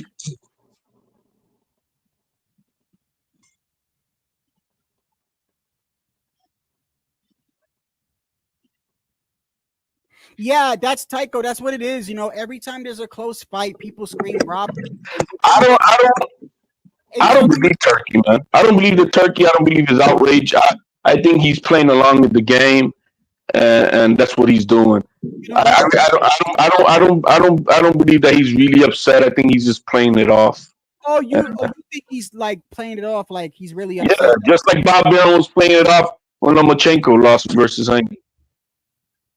Bro, that's part of the game. Right. That's part of the game to just fool everybody. You gotta play deep. Yeah, but he's what I look into is let me before I say this, let me verify it. Give me a second. Right. I want to verify something. He's not his promoter though, but I think what you're saying is he wants to get in his good graces to kind of like to protect the fight, the rematch or something. I had to fight 7-5 Bivol. I don't know how anybody can see it any other way. I wouldn't have a problem with that. And like I said, I lost money because I bet on Beterbiev. But I bet the knockout. That's what killed me off. I bet the knockout. Yeah. I'm gonna throw this out because I ain't gonna. It is what it is. One guy, they fought in Saudi Arabia, right? Yeah. All right. One guy's a Muslim, the other guy's a Christian. Whose loyalty the Saudi Arabia gonna have? Don't go there, HLD. Don't go there, bro. I'm gonna go there. I'm gonna go there. I'll go there. Oh, wait. Beterbiev is Muslim, right? No, but yeah, Beterbiev is Muslim. Yes, he is, and a vegetarian. And Bivol is Orthodox Christian. I don't know, but hey, I mean, Shelton, to be honest with you, it's not too far fetched. I mean, you know. No, it's not. It's not. It's not. I give you that. But especially there in that side of the world, but I do feel like even though I could see like and say like that's my Christian brother, if you really are like that in tune with God, then you go with who you think won the fight, regardless whether he's, you know what I mean. You just do what's right. If that's how I look at it. But then again, a lot of people think Bivol won the fight. And I don't got a problem with that. Well, this is what told me. This is what told me the story of the fight. When they talked to Beterbiev after the fight, Beterbiev said, "Quote: He was better tonight, but God gave me the win." Is that what he said clearly? I didn't hear that. No, is that what he said? He said that because he said that in the post fight. In the post fight, he said that. He said he was better. Hold on. Did he say that in English or did he say that in his language? He said that in English in the post fight. His English is horrible. He was better tonight, but God gave me the win. Come on, you can't go, bro. His English is fucking horrible, bro. He didn't even. No, but it's not that bad. You don't understand. I'm gonna prove it to you, bro. They kept repeating simple questions like, "Was he harder than you thought?" And he's like, "Huh? Like he couldn't. Come on, bro. Like I can't take too much into that because he couldn't even understand half the questions they were asking him, bro. Let me see the. Let me see. Maybe look at the post fight, bro. Look at the post fight. He said that. He said he was better tonight. Here we go. But God gave me the win. Damn, that's I didn't know that when I said what I said. Well, I mean, Tycho said, I know Tycho because didn't Tycho show over here? Tycho said, there was another card not too long ago. I forgot which one it is, bro. It was a whole bunch of guys from that region, and they all were winning that night, bro. No matter what, they were all winning. And the undercard, bro. I remember that. I'm like, damn, bro. Stop talking to Tycho. Tycho just want to be right. Tycho picked Beterbiev. He just wants to be right, bro. Oh no. Because somebody said that that Bivol even admitted that Beterbiev won. So you see what I'm saying? Let me look at this. He was being a good sportsman with the shit inside the ring. Maybe Beterbiev was. Hold on, man. His English is fucking trash. You can't go off that, bro. He couldn't even understand half the questions that was being asked. Man, I understand my own. Man. I understand it, bro. Man. That man is a fighter. That man's a professional fighter. He been a fighter since he was 6 years old. He knows he didn't win that fight. Hey, Shelton, you got. Hold on a second, brother. You sounding like RTD2, whatever the fuck his name is from Star Wars, bro. Hold on, say something now.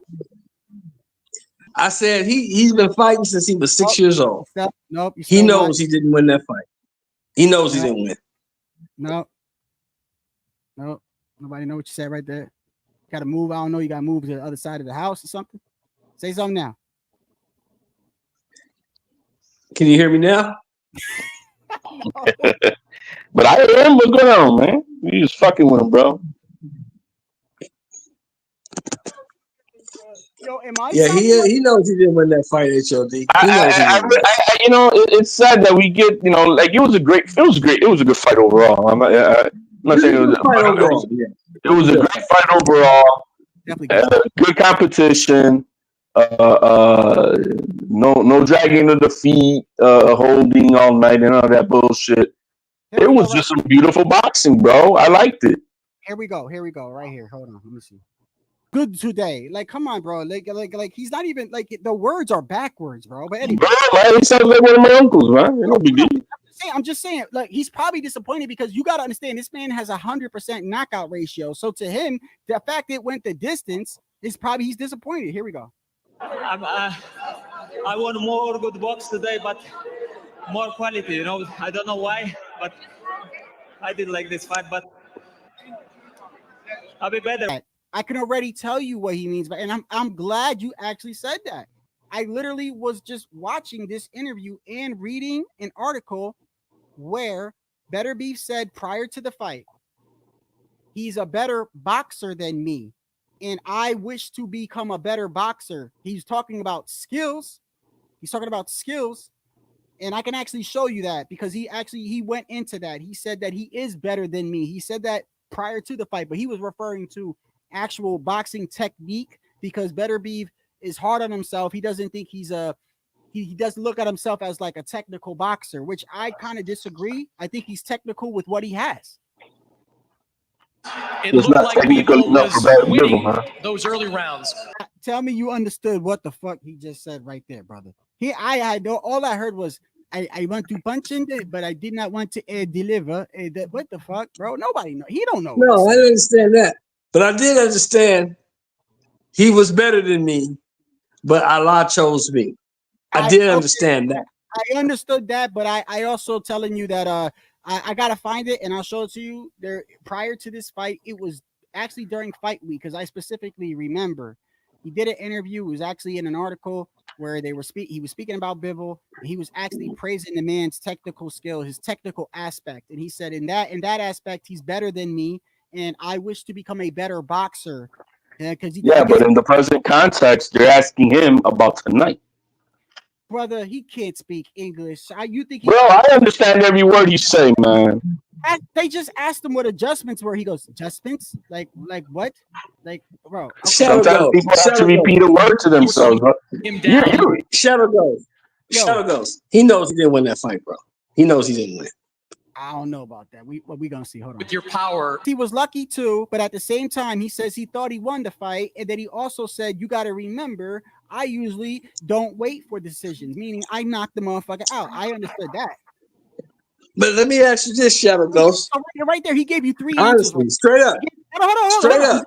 I'm trying to tell you. Hold on. I'm trying to tell you. You guys are telling me what he said. I'm trying to tell you. He just gave you three answers right there. He said he thought he won the fight. At the same time, the guy was lucky, and at the same time, he knocks everybody out. So this is the first time he's ever been to a decision. Like, he's all over the place. I understand that.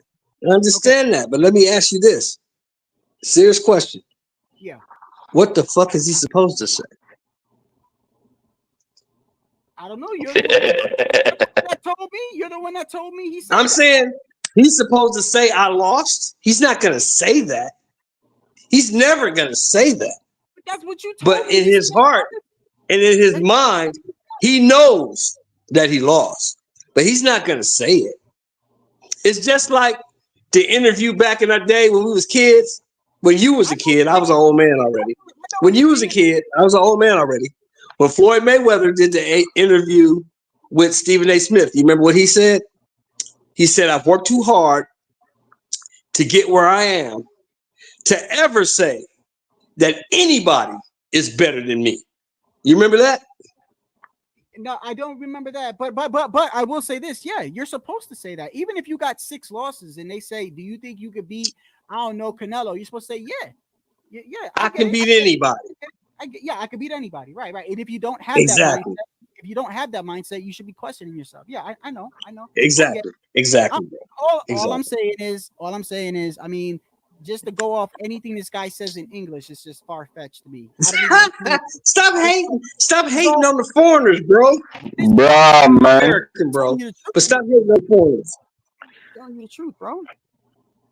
Your corner. He's trying, bro. He's trying. So, he was saying something, bro. You cut him off. That's the end. What did he make, HOD? Didn't he make like $6 million? No, they both made $10 million. Oh shit! Of course he want to do it again. Yeah, of course. Yeah, and I know it was 10 that what I read, and I heard it could have been 13 to the top. Come on, man. Would you not want to do that again? They're gonna do it again, man. $13 million? Of course he wants to do that. And you wonder why his ex-wife all bitter because she ain't gonna get a dime. And if his wife is in alimony, Bivol, then you know she gonna get it. So you know she ain't getting shit, bro. Лицо. Нет, честно, иди в нормалихе! Я была права! That toxic Знаете, bitch. я 16 лет отдала. Он проиграл. Господи, на переправе коней не меняют. Мы идем в ресторан на наш счет. Почему за наш счет? За твой счет ты твой. When you get women mad, bro, I'm telling you, bro. Well, she mad because when Bivol had her sign some posting up a contract on the marriage grid after the Canelo fight, that woman turned on his ass, bro. And she mad that the contract only get. I don't know if it's finalized, but I know that she's trying to take him to court. And she made up all this bullshit about him, bro. This is all bullshit. All bullshit. We don't know. We don't know because see, we don't know what he did or what he didn't do because Russian culture is different from our culture. You know, they treat women different. No, but they've been living over here or not. They've been living over here for the past 2 now. Hey, Shelton, I agree. Hold on, Shelton. I agree. Like I don't know what happened, and I can't stand men that put their hands on women. I'm just telling you, the timing is suspect. Okay, she does it right after the Canelo fight when he's getting notoriety from the president and other women. I'm just saying, it's weird. Right. But I heard her interview, bro. She got mad of the notoriety that he was getting, the time that was taken away. No shit, the guy just beat Canelo and made $10 million. She got mad that the problem is this. Didn't they get married here in the United States? No, they were married in Russia. Okay, so they got to go by Russian law. Whatever Russia happens in Russia. She signed a post-nup. Oh, well, she signed up. And the president says it gets $300,000. That's her payoff to get divorced. And now she wants to go for alimony, all this shit. And so he made $10 million with Canelo. He made another 10 or 13 million tonight. And if he gets a rematch, that's another 10 million. And she mad, she ain't getting a dime. Hey, how much? And that's what I was telling. That's what I was saying earlier. The Russian government, they treat women different over there. So she might not get shit. I'm about to say, like, isn't their currency is like really bad too? So like our dollars, like maybe 3 of those or some shit. So if it's 10 million, right. But she's probably not going to get anything because the way they view women in Russia is totally different from the way we. But they got laws. I heard her on thing. She explained that the laws are they're modern. But she signed the They're modern, but they're different. Yeah, you're not gonna get. If you was in America, she could take him to the cleaner. She could get an increase and all that shit. But she's not here. That divorce happened in Russia, so she's subject to Russian law, not our law. So she's probably she signed that prenup, man. She admitted having she was fucking a cop. Bro, in the interview I heard, she was fucking a cop, and they're like, man, where he at now? And I'm like, who took these pictures you put out? She can do whatever. I'm not married to you no more, bitch. I don't care what you do. But I'm saying that these pictures, she put out some pictures afterwards, and I'm like, when are these pictures from? Where's the criminal? I just went through a divorce, bro. So I feel Bivol. I don't give a fuck what you do. You ain't married to me no more. Yeah, he's out, man.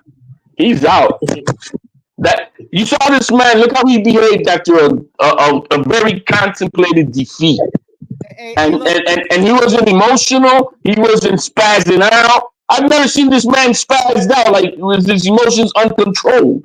And she's claiming all the shit about this dude. Look. At the end of the day, and then we see her on camera like a devil, bro. Look, at the end of the day, I can't speak for all women because that wouldn't be fair. But I'll say this: from my experience, once a woman turns bitter, that's it, bro. That's it. If the shoe fits, it doesn't reverse. That's my experience. Once she's bitter, that's it. It doesn't reverse, bro. But you got to remember, Shadow Ghost. She's not subject to U.S. law. She's subject to Russian law. Their marriage and their divorce happened in Russia. I'm talking about characteristic of a female. Oh, she could be as bitter as she want to be. It doesn't mean anything. She can say what she wants. She can put out as many pictures as she wants. It doesn't mean anything. What matters is what the Russian court said. And I'm telling you, the way we view women over here is totally different from the way they view women over there. No, you know, she can. Oh, it's it's very hard that we grew up poor and now we make all this money and then now I gotta now live with that lifestyle. And I'm like, bitch. HOD, I don't even know what she's saying, but I can only imagine, bro. Bro, it was. Что обидно? Артур, да! Потому что карма настигла Бивола. Иди к своей Мармаре. Вот мое истинное лицо. Нет, честно, иди к Мармарихе. Я была права. That dude is so bad. Get mad at that motherfucker. I'm gonna rail you На tonight. переправе коней не меняют.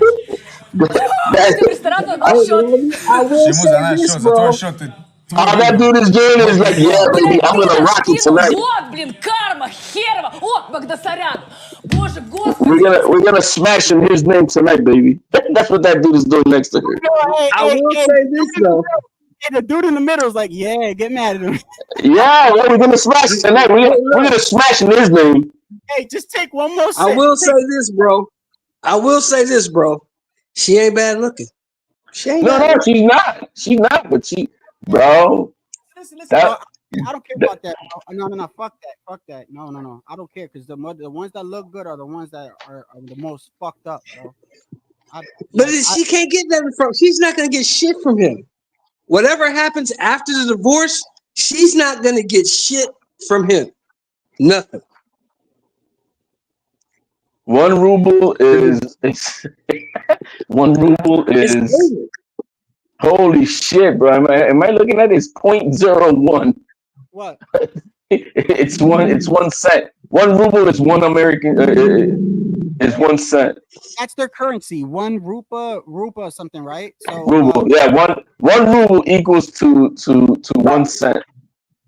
She's not gonna get 1 cent. She's not gonna get shit. Their divorce is final. She's getting nothing. She can be mad and go on podcasts and do all that shit. You may get something from the podcast host. You're not getting shit from Bivol. It's over.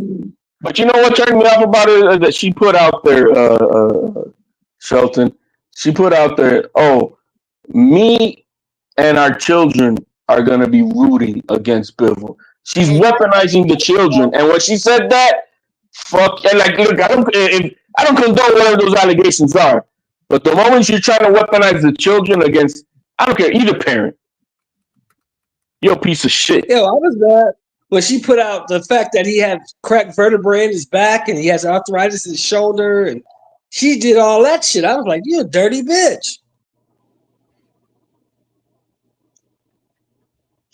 Yeah, there's no way I can trust anything that woman is saying.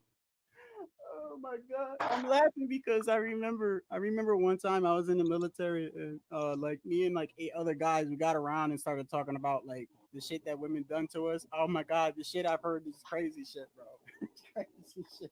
When women are bitter, bro, that's it, bro. It's a wrap, bro. But when she's bitter, just leave, bro. Just leave. Just fucking leave, bro. Don't put yourself through it, bro. For real. Oh my god, this is I ain't doing it, bro. I ain't saying he's the saint. I'm just saying that, he ain't out here on these waves crying all that bullshit and looking for attention. She's the one who's broke. Well, she said that he changed. She said he changed after the Canelo fight. Yeah, that's my whole thing right here. Listen. Yeah. Okay. The fact of the matter is this, right? I cannot stand men that put their hands on women. I don't know. He might beat the fuck out of her for all I know. All I know is this. When he beat Canelo and the president was recognizing him and all the women was recognizing him, and that's when she came out with all this shit, bro. Okay, that's very suspect to me, bro. Okay, if he's beating your ass, bro, why would you wait till then? It's almost like, let me ask you this: Do you guys think all these accusers from P. Diddy are real? Like, or do you think some of these people are just trying to get money? Think about it. I mean, why? Look. So Diddy, look, I'm gonna tell you why I believe That's a different problem, bro. Look, hold on, HOD. I'm gonna tell you why I believe Diddy did that shit. This is why. The girl came to him, the girl and her lawyers came to him 3 months before the lawsuit was filed and said, hey, look, we finna write a book. If you don't want this shit to get out, give us 30 million. He said, fuck you, I'm not giving you shit.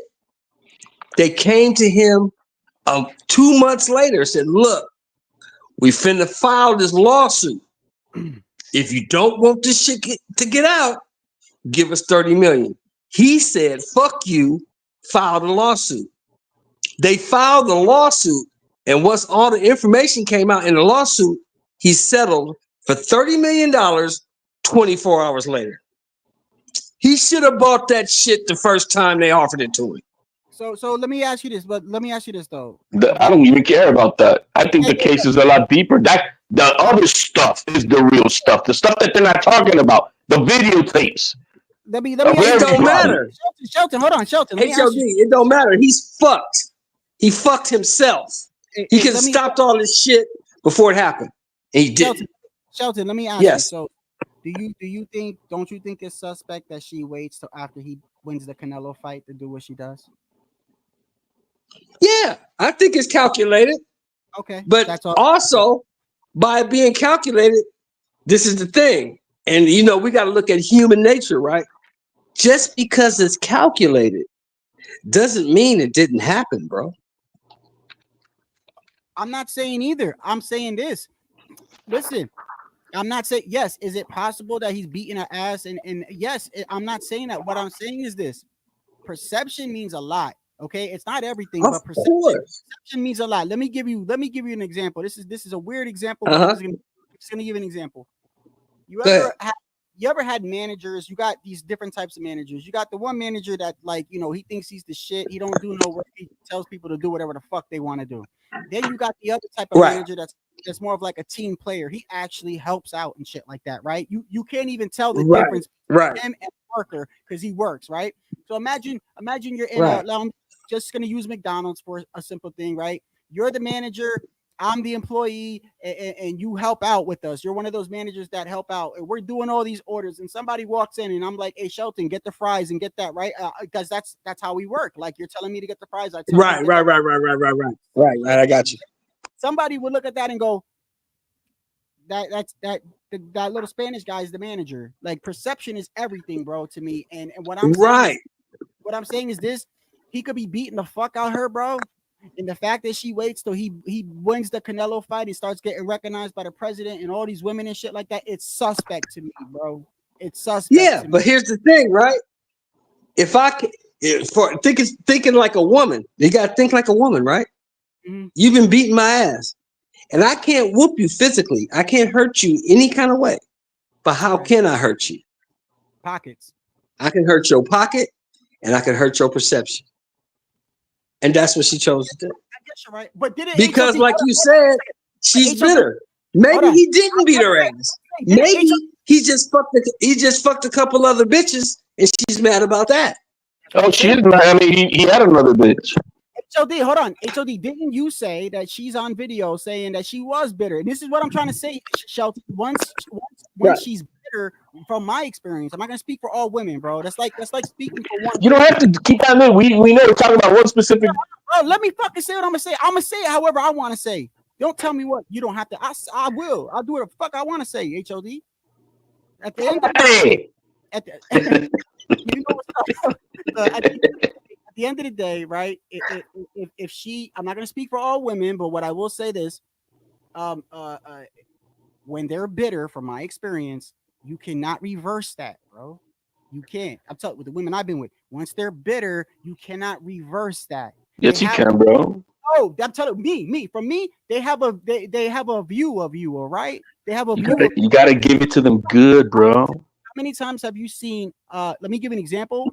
My brother and his wife, right? She, till this day, he still gets it. He was when my nephew was born, he had an addiction, okay?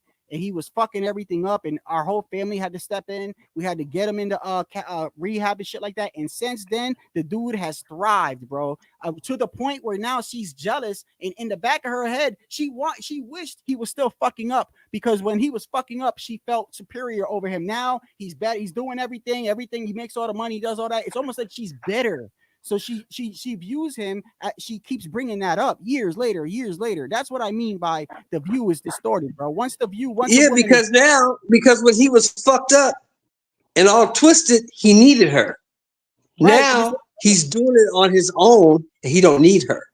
And she feels left behind. All I'm saying is when it's bitter and distorted, from my experience, you cannot reverse that. She will always have that image. No, you can't. Because once a woman has something. Once a woman has something planted in her psyche, once she has something in her mind, bro, that's it. Well, that's part of it. Like, what I gathered from the interview that she was doing is that she's not a priority like she was. He was a broke dude and she had she was the brains of this operation. And once he got that money with Canelo, and he's getting calls from everybody, and he's getting notoriety, and now he's getting attention. She didn't like it, bro. She didn't like. She was saying, "Oh, I felt like abandoned," and they're like, "Oh my woman, these are breadwinners. Support them." That's your job. Because now she's not the priority, bro. She's not the priority. Nope, and she's bitter. And that fucked with her, and she's bitter. Like Shadow Ghost said. Now once she got that bitter streak in her head, nothing's gonna change that. She's gonna hate him forever now. And I agree with HOD with this, right? Because I said this. Let me ask you this, Shelton. So I told HOD, I said, look, let me switch it around. Let's say I'm Bivol and I'm not a fighter, and she is an actual fighter. Okay, we go through all this shit, and we're going to court or whatever, and we have kids or whatever, right? If she would have been in an undisputed fight tonight, right, against whoever, remember, female, right? Think of it like, I don't know, Serrano and Taylor, whatever, right? If she was in an undisputed, I would be pulling for her whether we had issues or not. I'd be pulling for her because she still or was my wife, or you see what I'm saying? Like that. Because you got to understand, women are different. That's what. Look at life. Look at your life. Look at your life. Look at your life. When you said that to me, what did I say? Is it me or did y'all sound like what the fuck? Hey, what did I tell you earlier when you said the same thing to me? What did I say? What Shelton just said? You're breaking up, brother. You breaking up? Am I breaking up? Can you hear me? Am I breaking up too? Think about your life, Shadow. Think about your life, right? A man. Think about a man. I'm not breaking a man. When you meet a woman, when you were trying to court a woman and you're trying to be with a female, right? You sound like Beterbiev, Shelton. I don't know what the fuck you're saying, bro. Listen, I hear him. Hold on. Listen. Yeah. Well, you know this, HOD. I said the same thing earlier. Like your wife. HOD, hold on. Like your wife, right? When you met your wife, did you give a fuck about what she made? No man gives a fuck about how much a woman makes or what degree she got. We only care about that I'm attracted to her first from the get, and that she's a beautiful person within herself. That's it. Don't care. Everything else, we don't care. She could be a waitress. She could be a toilet cleaner. I could give a fuck. And she's fine and she's beautiful within that. Don't care. She don't even have to have a job. You hear me, Shadow? When you meet a woman, do you give a fuck about what she makes, bro? No, I'm a simple man, bro. I'm a very simple man. No, that's not what I'm asking you. I'm asking you, when you meet a woman and you like her, you see her and you like her and you're gonna pursue her, do you give a fuck about what she does for a living or what she makes? No, I'm telling you, all I care about is that I'm attracted to her. She loves me and she's there for me. That's it. I'm very simple, bro. I don't give a fuck about any of that, bro. And that's what you gotta understand. Women are different. If you broke as a motherfucker, a woman is not fucking with you. That's a little bit different, though. That's a little bit different because women look for security. You can't see. That's a little bit different. So then at the same time, you need to understand we're different. not no because That's I'm not my point. Hold on, I'm not having no female take care of me, bro. That's totally But different. again, you That's gotta my because point. men are different than women. That's what I'm trying to tell you. So when you say, "Oh, you're That's my supportive," even point. though you're supportive, it's because men are different. Yeah. Women That's what I'm trying are to tell not. you. I like Listen that. to me, Shadow. Listen to me, Shadow. If I like a woman, I'll support her. I'll take care of her. I'll pay her bills. I don't give a fuck what she makes. I You'll don't miss care. lunch. You miss lunch so that she can eat. But You know what I women, mean? if you don't have no money, women ain't fucking with you. It's different. Yeah, it is. Women love you as long as You could take care of them and There's men love you. conditions. Men love women unconditionally. Unconditional. It's unconditionally. different. I know. Yeah, I know. I agree. I agree. It's different, bro. I don't give a fuck what a bitch make. I make my own money. I don't give a fuck about what she got. I got my own shit. That's why when we get in arguments, I'll tell her, bro, like my wife I just divorced. I told her I'm gonna be fine. I'm gonna be fine with you or without you. I'm gonna be fine. So let's take the Bivol thing for instance. Okay, so now let's back. Okay, because basically you were saying we don't know whether he was beating the ass or not, right?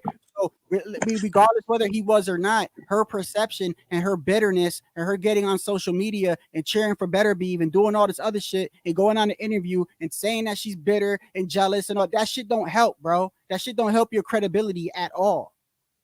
Whether he was beating your ass or not. You make me want that when I see that, bro. You make me think he never touched you. That's all I'm saying. He very well could have been beating her ass. I'm trying to tell you that the way that she's doing shit, the way that she's spiteful, going around and being bitter, that shit makes me think that she's fucking fugazi, bro. She's fake. That shit never She happened. may be. That's all I'm saying. But here's the thing. But here's the thing, right? She may be, but she ain't the first, and she damn sure won't be the last. Nope. So you're saying he's doing that and he could be beating her ass. There's crazy written out. All I see is when I see that bit, I see crazy all over that shit. Listen to this. Listen to this. Listen to this. Dimitri Bivol in the amateurs was 235-15. In the pros, he's 24. He's 23-1. You don't think it's something wrong with his head? Something wrong with what? His head, his brain. He's been punched on since he was 6 years old. He's 33. He's not stable, bro. He's not stable. He's been with her since she was 16. Since they were both 16. Hold on a second though, but if you're a very defensive fighter, right? Okay, let me ask you, do you think a person that doesn't have the style of Floyd, right? You see how Floyd can still speak. Floyd he doesn't speak like how a lot of these other fighters do. So like your defense. That's not the only type of damage though. Okay. But think about this. Okay. Now look at this. I'm gonna give you something right here. Hold on. I'm gonna give you something right here. Did you hear what happened to Floyd this week? No, what happened to Floyd? Floyd just got sued by all the bitches that work in his Las Vegas strip club because he wasn't giving them their money and he was trying to fuck all of them. I believe the fuck all of them part. Hold on, let me see. So Floyd fought 50 fights, plus Floyd fought over 200 amateur fights. You don't believe there's nothing wrong with Floyd? Every boxer's got something. Oh, yeah, but not as much as others. Right. There's limitations, but it's coming. Right. You're gonna have emotional problems, depression, anxiety, suicidal, some others, right? You know, and anger issues. So people have to they become slurring their words with, you know, with brain concussions or CTE. So a lot of shit you go through. Do you guys listen to the pivot? Do you listen to the pivot? Shadow Ghost or HOD? You listen to the Pivot podcast? It's right here. Every once in a while, I do. A group of exotic dancers are suing Mayweather for failing to pay proper wages at his Las Vegas strip club, Girl Collection. One dancer is also accusing Mayweather of slapping her when she brought up her pay. And then you got a man is suing him for an assault. that, and also for emotional distress after he was allegedly assaulted at 7-Eleven by Floyd, and he's got another lawsuit from L.A. and a jeweler. He's got multiple lawsuits right now. Man, you could get super slapping a stripper in the ass, man. That's what it is. Wait a second, hold on though. No, normal motherfuckers don't do that type of shit, bro. Normal That's motherfuckers crazy, don't do bro. that. Wait. If the laws are different in Russia, right? Bivol's from Russia, correct? Yes. It's not Ukraine, he's Russia, right? So if she suing him, is she suing him for alimony? Right, She but can the thing try. is, they got a prenup, so that's the thing. She can try, but they got a prenup. So they got to see how the prenup plays out. Now, what I was asking you guys was this: do you guys listen to the Pivot podcast? Any of you? I do every once in a while, but I can't say I listen, but I know what you're talking about. You got Ryan Clark, Channing Crowder, and Fred Taylor. I was listening to them the other day. They did a 3-man show the other day, and all of them said to a man, "We know it's coming. I'm starting to forget shit right now. I know it's coming, but I'm not going to be afraid. I'm going to live my life until it comes." But when you take repetitive blows to the head, bro, when you get put it this way, I just went to the a year and a half ago. I went to the Benavidez plant fight, and I bumped into Big Floyd. Who? Brother, it's sad. It's sad, bro. You know who you bumped into? It's sad. Big Floyd. Floyd Sr. Big Floyd. Oh, Floyd Sr. Okay, yeah. It's sad, bro. Dude that was handling it told me, you can talk to him, but don't take no pictures. He don't want no pictures. The dude he didn't even know who was fighting that night, bro. Mm-hmm. It's coming. For Floyd, the way you see Shane right now is coming.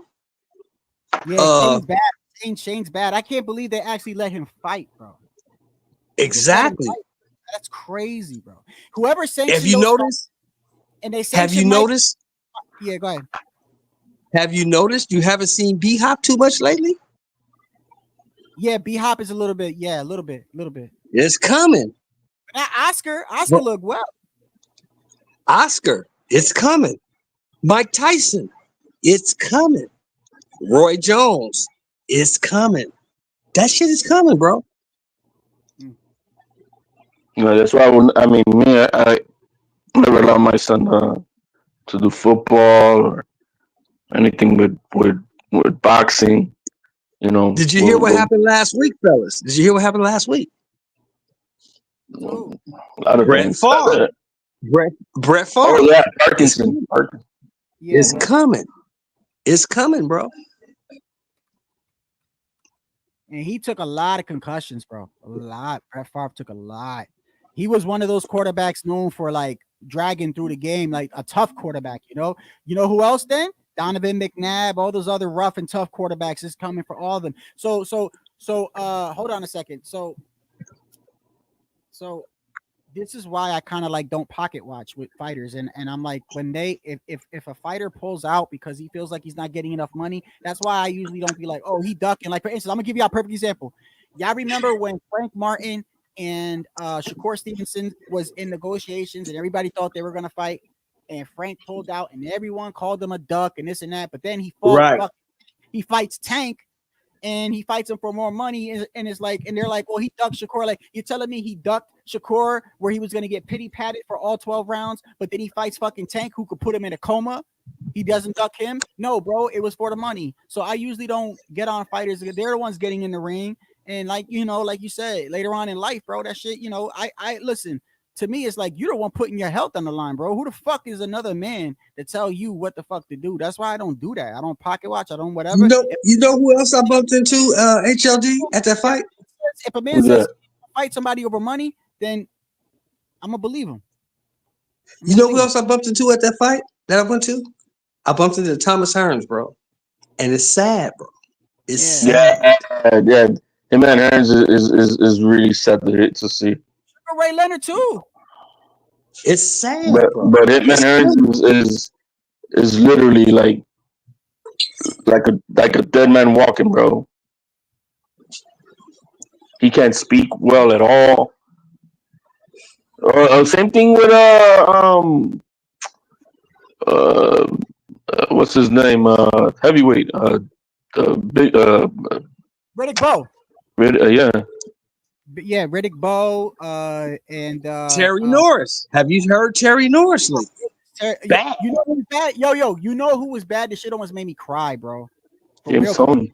I don't never get emotional like that, bro. This shit because of how that shit happened. Meldrick Taylor with Chavez, bro. It's bad, bro. It's bad. And he's still fucking he's still like traumatized because that fight was stopped. In that it fucks with him, bro. And it's like, bro, like I'm gonna give you another one. I'm gonna give you another one. Have you heard Julio Cesar Chavez lately? It's bad, bro. It's bad. But you know who's crazy that's not like that? Oscar De La Hoya? Roberto Duran. Yeah, but it's getting there. I don't know how he's like what, like 76? Yeah, it's getting there. You know what I mean? So if he gets there, I'm putting it on age, but damn, how did he take so much punishment and he's still rocking? Look at Iran Barkley. It's bad. George Foreman's still alive? Yeah. All right. How does he sound? Sounds like George. Good. He sounds like George. Sounds good. That motherfucker took punishment, bro. But everybody's different. But look at Evander Holyfield. Oh my goodness. He is bad.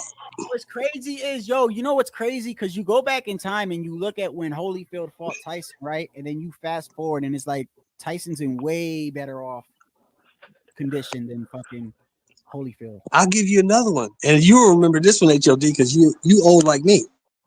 George Chuvalo. He's still good. See, people have different. It's just like, DNA has a lot to do with it, I think. You know what I mean? It has exactly. to. Oh, yeah. Definitely. DNA. Yeah. It's just like genetics, too. It's just like genetics and working out, which, by the way, Shelton, did you see what, did you see what Keyshawn Davis kind of like alluded to when it came to Beterbiev? No, what'd he say? Here, let me show it to you. This was yesterday. And when I was listening and I'm like, I don't know if you should say that, bro. Like, cause it's like, what comes around goes around, bro. You know what I mean? What comes around goes around. This is Keyshawn Davis when they asked him about who's gonna win, Bivol or Beterbiev. Arthur Beterbiev, Dimitri Bivol this weekend. Who you got?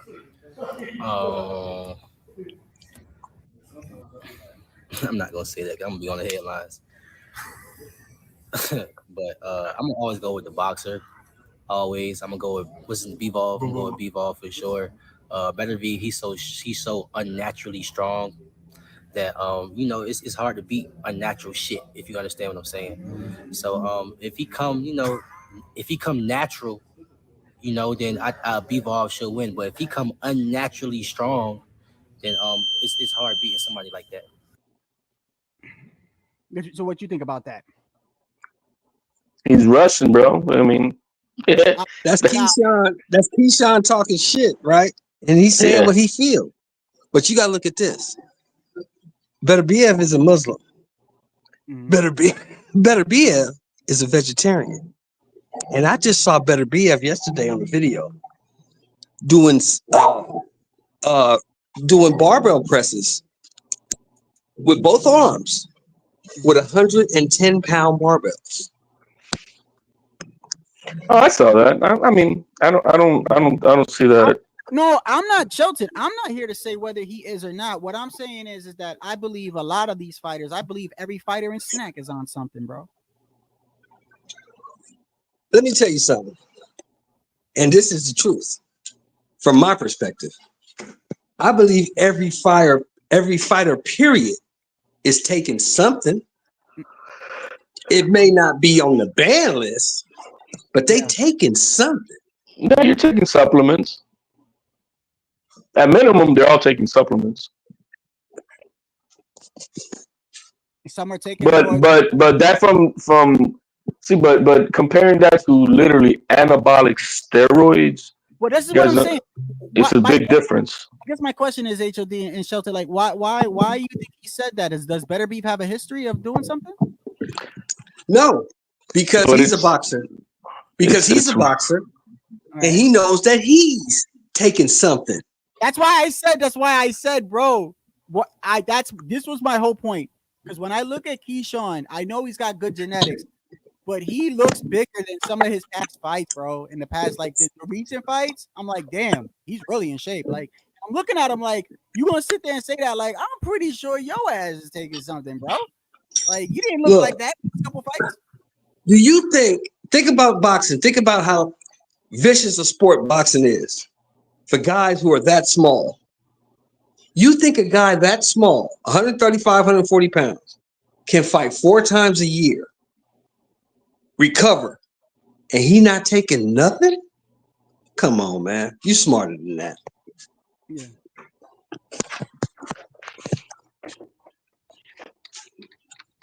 I firmly believe every fighter in Snack is on something, bro, and they're just taking something. Listen, and they're able to get. You was in the military. You was in the military like I was. But you was in a different military than I was in. Mm-hmm. And when I was at the 10th Mountain Division, 75th Ranger Regiment, they was giving me stuff to take, and that was in the 80s. Mm. You mean like Come on, bro? Like PEDs and supplements? Yes. Oh, yes. Now I was only offered coke and ecstasy. Yes. We had a bunch of pills we was taking every deployment. You didn't even know what the fuck you were taking. Didn't know. Didn't give a fuck. They said take it. We took it. I will You were property of the government. I will say this, bro. I swear to you, prior to me going into the military, I probably did, a couple of drugs here or there. But I'm telling you, after leaving, I knew every drug and what color and every. I mean, that shit is worse than outside. So yeah, I believe you. I mean, the physics is physics, bro. You can't get in there and go 12 rounds with another man with 8-ounce gloves on and be okay 90 days later. It doesn't work like that. It don't work like that. HLD, you in your late 40s, right? Hold on one second. I'm somewhere. Okay, so think about it. When's the last time you had a fight?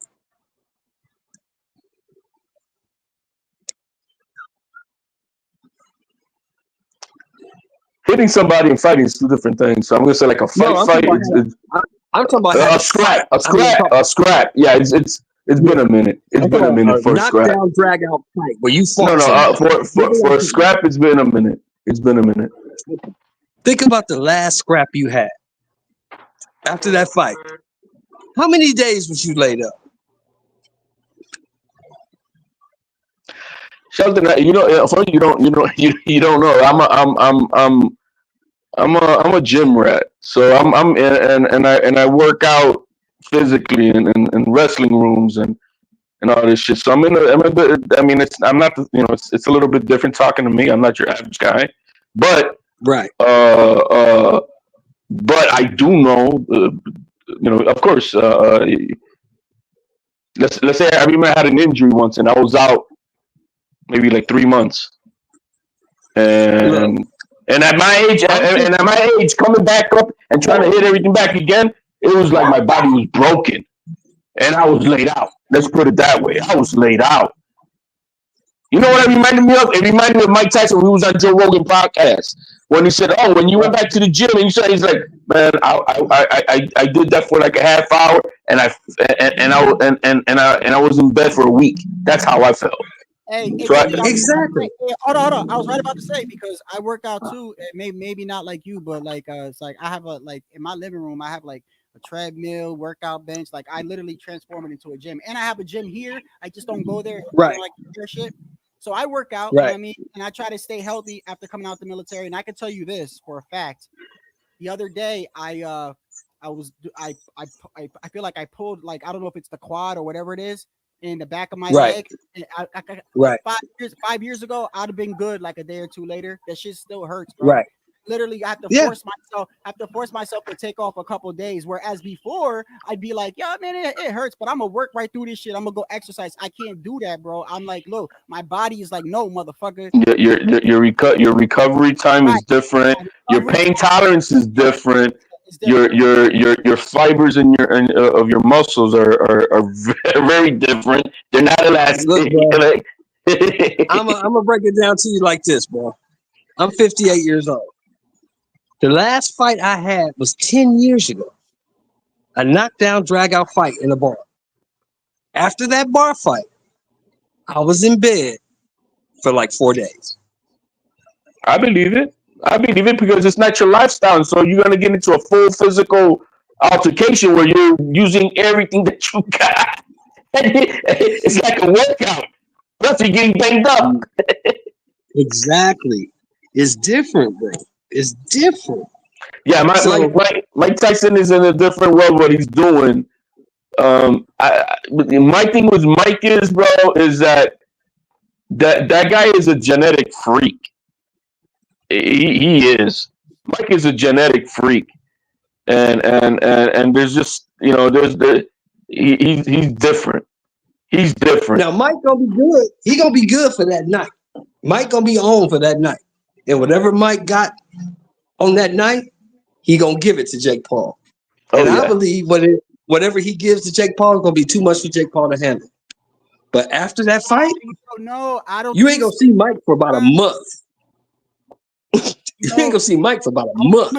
I'm gonna tell you this. I'm glad you brought that up because I want you guys' opinion on this. This is what I think, bro. I think number one, the person that sanctioned Mike Tyson should be looked at. Okay, they know that he can't just fight anywhere. That's why he's fighting where he's fighting, and they sanction him. But number two, yes, power is the last thing to go. But we all know Jake is on something. Jake is clearly on something, and so and I'm gonna tell you this: if Jake knocks out Mike Tyson and hurts him, that people are gonna gun for that motherfucker, bro. Yeah, I think there's a nice bro. This is set up. You know what I mean? It's gonna be nicely set up. That's how I feel. It's choreographed, and it's gonna end up being what it is. You know what I mean? There's a storyline already how they're gonna. This is my opinion. I'm gonna say this: if Mike is 50% of what fought the last guy he fought in boxing, he gonna fuck Jake Paul up. You mean like when he fought Roy Jones? No, not Roy Jones. When he fought the last guy, Peter McNeely or whoever that dude was. If he's 50% of that, that's gonna be too much for Jake Paul. But you gotta, Jake. Have you seen Jake Paul, bro? Have you seen? He's on, like, bro. This guy, you look at him for 5 years, bro. He's clearly on multiple shit. I'm not even gonna say one. He's clearly on shit. Of course, he's huge. Of course, so that's dangerous, bro. That's dangerous. And Mike's damn near 60 years old, bro. You know what's crazy, man? We were just Shelton. You was just talking about how look at all these fighters and later on in life how they're still. It's coming. I mean, look, Mike is damn near 60, bro.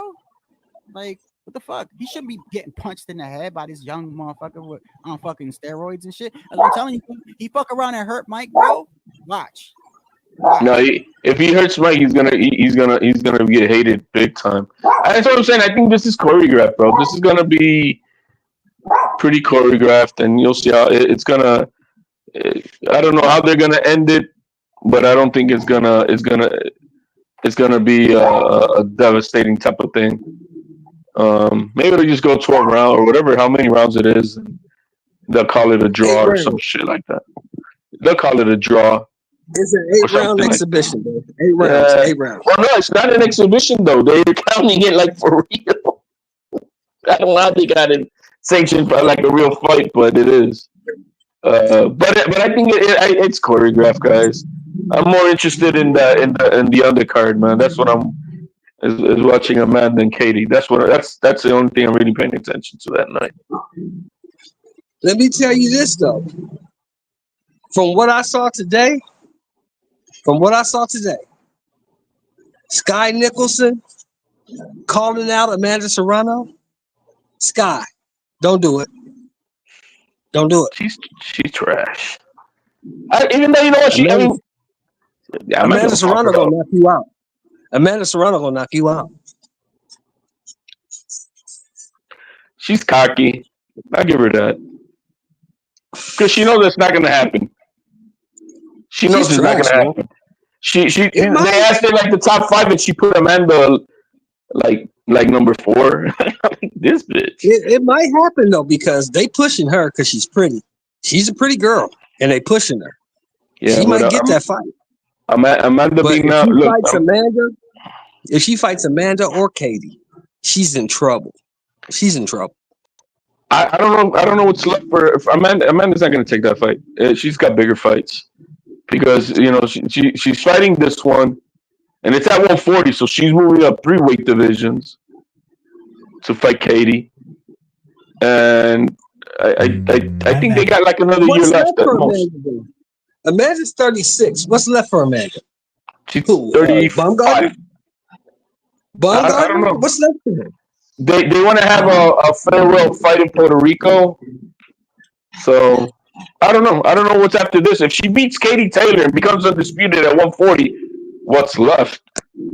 And is she going to defend that 140 title? Is it going to be a trilogy? Who knows? It better be, because I'm going to tell you this. Amanda don't need to be fucking with no Chantel Cameron, bro. She don't need to be fucking with her. Not at her age. Not at her age. No. They're looking for the paydays. You know what I mean? They're moving her right to where she's at. Hey, Shelton. Hey, Shelton, did you? Yeah. This shit got me mad, but in a way, it was kind of funny at the same time. Did you see this when Mike was on Logan's podcast and Logan tries to tell Mike what Jake's gonna do to him? This shit is hilarious. Yeah.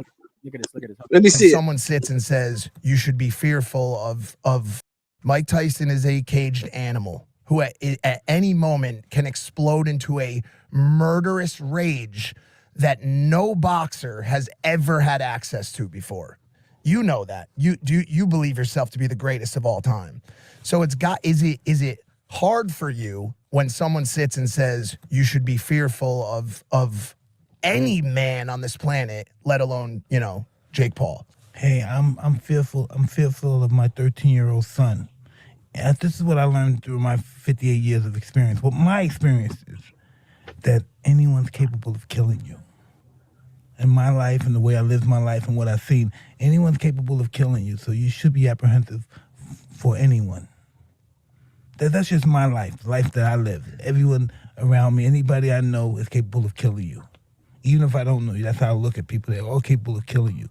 So I look at them at that, and I my objectives like that. So they're capable of killing me. I don't sleep on them. I'm not overconfident with anybody in life. I think that's how you have to go into this fight. What do I know? Right here. This is hilarious. Watch this motherfucker, bro. But I just know Jake, man, and I just want to make sure you're okay. Oh, I'm gonna be splendid. Yeah. Thank you. I appreciate you worried. Yeah, it's gonna be a good night, man. I care. But you're also not the only person, dude. Like, there's a lot of athletes, a lot of people out there who are like, I saw KD last night and he was talking about to potentially do some real damage. Yeah. Right here. Here we go. It's Uncle Mike. What do you think? Have you given Jake the permission to potentially do some real damage? Yeah. What permission is that? Just like I don't. Y'all playing patty cakes out there? You're trying to kill each other. Well, what's the plan? Listen, Logan, you know what's going on. There's no patty cake going on out there. No, you can't, because when you're out there, the environment is just so tense. You've worked so hard for this moment. Everything you put your whole life into is on the line. You can't fake that. Hey, this is what's gonna happen to make everything short. 2 men are gonna fight. Somebody's gonna win. They might fight again, and then they go to their separate banks, and life goes on. Yeah. How's your So right here, when he first tells him he loves him, he's like as if Mike's supposed to be scared. concern going into the fight? Right here, look. Now, that's who I am. This is my nerves. you respect Jake's KO power. Are you scared at all? I'm not gonna let him hit me. Just put my chin out there and let him hit me. No. Why would you? What is your biggest concern going into the fight? Is it your gas tank? No, I'm doing really well. All right, on the cardio? Yeah, I'm doing really well. Doing my sprints and all that stuff. Do you have a concern, like anything that you're a little worried about going in? Hey, no concerns than normal, just nervous. That's about it. All fighters are nervous, all athletes are nervous. I'm not gonna let no one tell me because I'm nervous, I'm afraid, because I've been nervous my whole career and I've been very successful. Mike, I'm gonna be honest with you. I love you, Mike. Same. And I'm very nervous for you. Thank you for caring. I do care. I care about you. And I care about my brother. And I know the path he's on right now. And it's ruthless, Mike. I agree. It's pretty cool. It's cool. It's so cool to watch, and he's really crushing it. And I just feel like I want you to be okay in there, Mike. And I want you got to take him serious, Mike, because I take him extremely serious. I take him extremely serious. These people don't take him serious. No, they don't, and it's such a mistake because he's a real killer, Mike. Like, he wanted to be a Navy SEAL before he started boxing. Like, in high school, he wants to be a Navy SEAL. He wanted to go kill people on behalf of his country. Motherfucker, that don't mean that don't mean shit.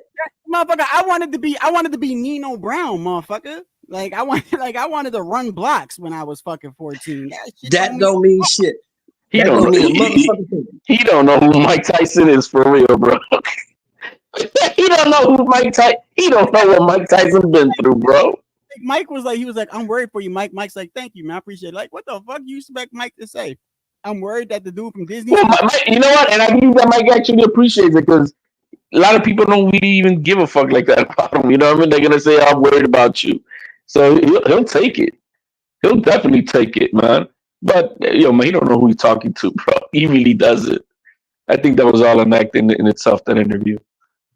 If Mike hurt this dude, Mike is gonna finish this dude. It's gonna be funny to watch. It'll be funny. You know what's weird about today, man? It's only 12:30, man. I don't believe this shit.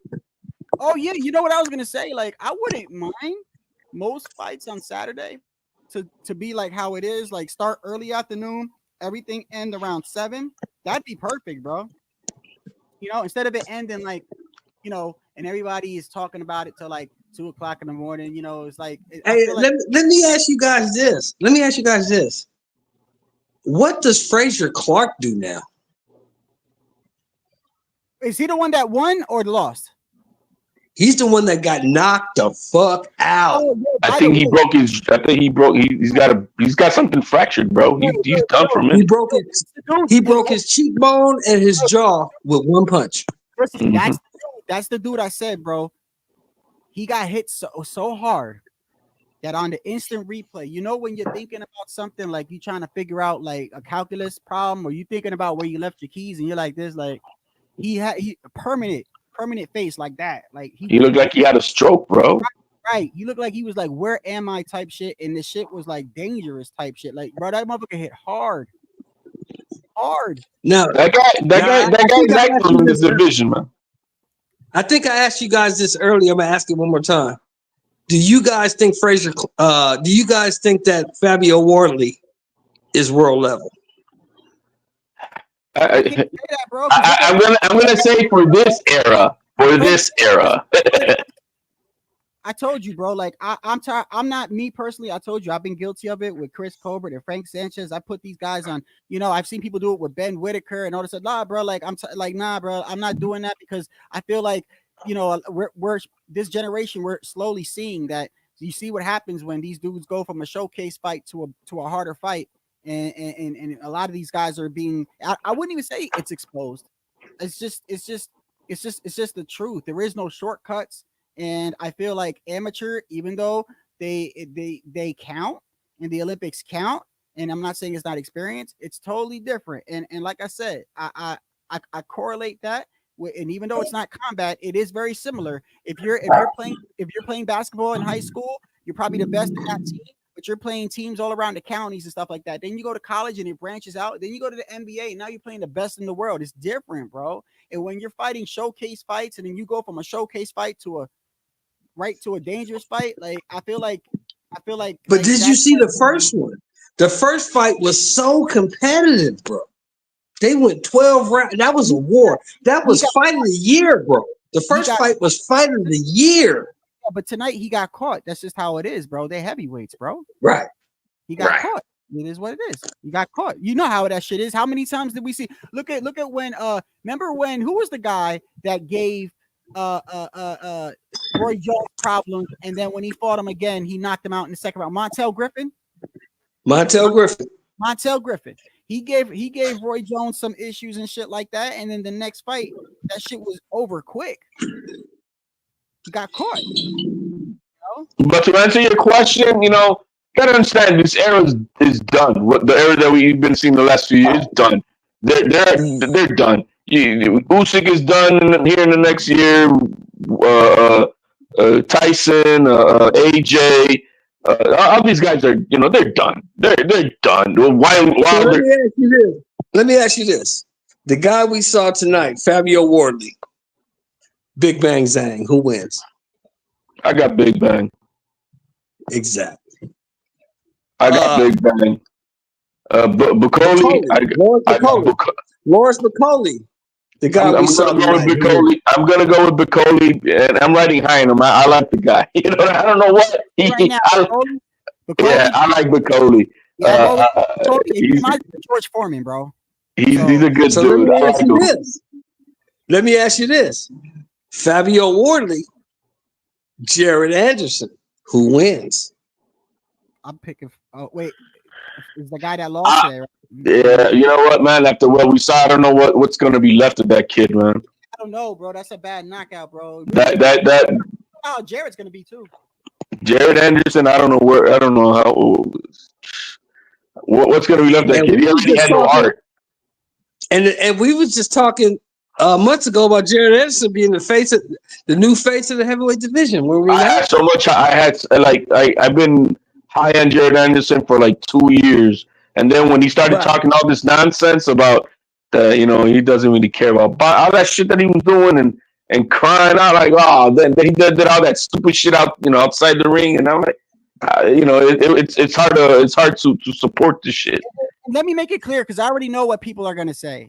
They're gonna say, "Oh, look, fighters take one losses and they take one loss and they make it seem like no, it's not. It's different when when he's projected to be the next best thing, and when you're projected, right?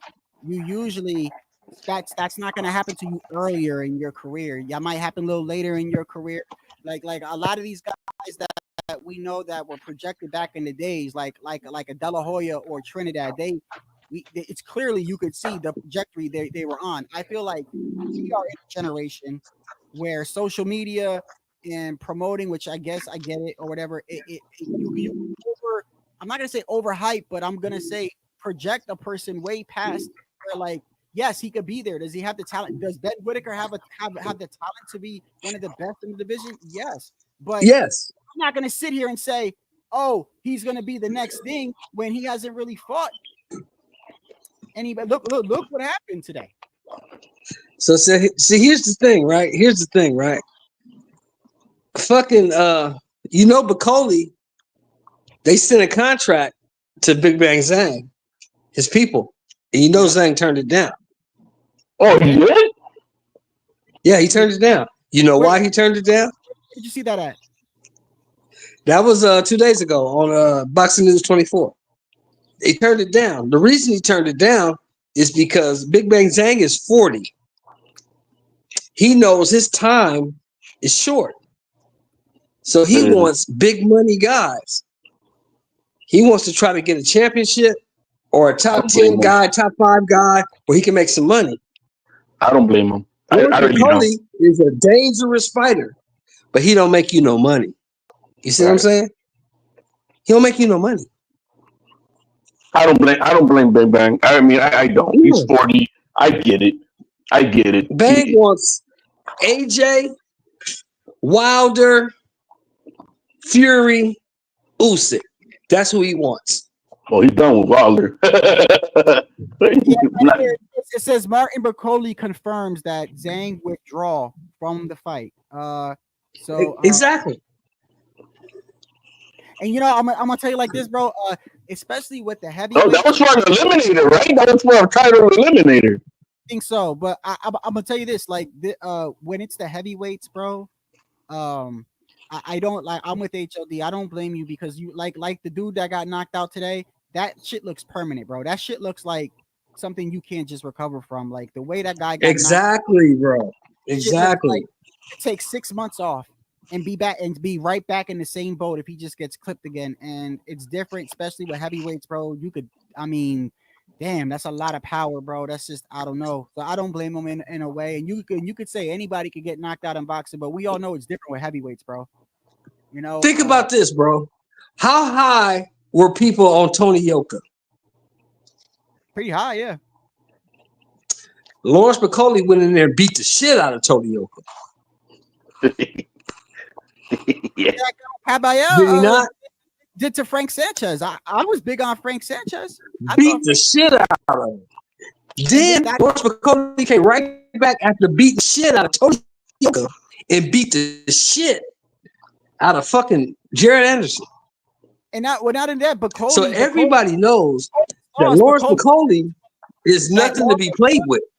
That loss that he took, by the way, he was injured, bro. If you watch that fight, Michael Hunter, I believe it is. I was just watching that the other day. Yeah, McCauley lost. Yeah, that he was fight. injured. He hurt his arm like early in the fight, and still continued. So exactly, he wasn't fighting. So like people that. know he's nothing to be played with.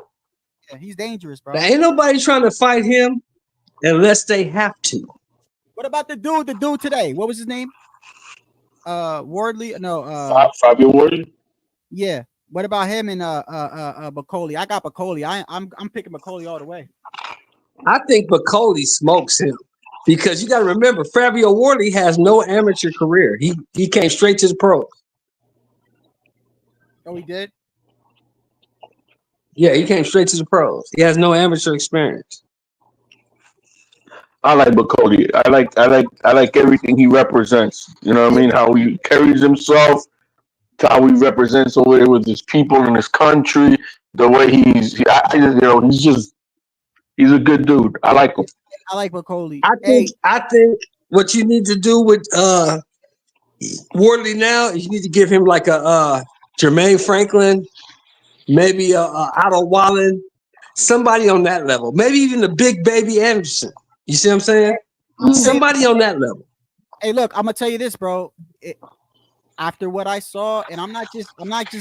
I keep bringing it up because I'm dead serious from what I saw today. Like Whitaker needs to change up some shit, bro, because he literally this was a Whitaker that was not showboating. So this isn't like if he would have came in there showboating and shit like that, and then this happened, I'd be like, okay, maybe he knows now not to fuck around and showboat and shit. Like, no. This was a dude that came in there and was like, I'm not gonna showboat. Fuck that. I don't care about the showboating about the kid, man. The only thing is that I didn't like what I saw that he purposely suplexed the dude. That was on purpose. You know what I mean? This is what I saw. This is what I saw, HLD. He was hitting that dude when he was getting off on that dude. He was hitting that dude with everything he had, and that dude wasn't going nowhere. Wasn't baby, not at all. And not only that, but three times, Whitaker caught him with a combination, and he countered going to the body with an overhand right, and you could just tell the whole demeanor of Whitaker was like, this motherfucker hits hard, bro. And that's why when he started to act like he was hurt and they played the instant replay, even the announcers were trying to even they were like, I don't see it. But then they had to be fair. And they were like, whoa, we're not in his body and this and that. And I'm looking at the replay. Bro, I'm going to say this. I'm going to say this, bro. Hey, bro, did you hurt I'm going to say this, bro. And you can hate me. People can hate me in the chat. I'm going to say this. Mm-hmm. Ben Whitaker was looking for a way out, bro. Oh, yeah. Yes, he quit. He quit, bro. Listen, anybody who says he didn't quit, listen. Anybody who says he didn't quit, listen, I get it. It's people are gonna have their opinions, and I know that. No, there's a lot of people out there who are defending him. Oh, he just got injured. No, bro. And now look, maybe he did. Let's say he did. I don't care about that if he got it. All I'm talking about is I saw him grab the guy, arch his back, go over the ropes. That is disqualification. That means you're trying to get the fuck out this fight. And he found a way. My biggest concern, my if I was like a person that like like a supporter or was high on Ben Whitaker. You was high on Ben Whitaker.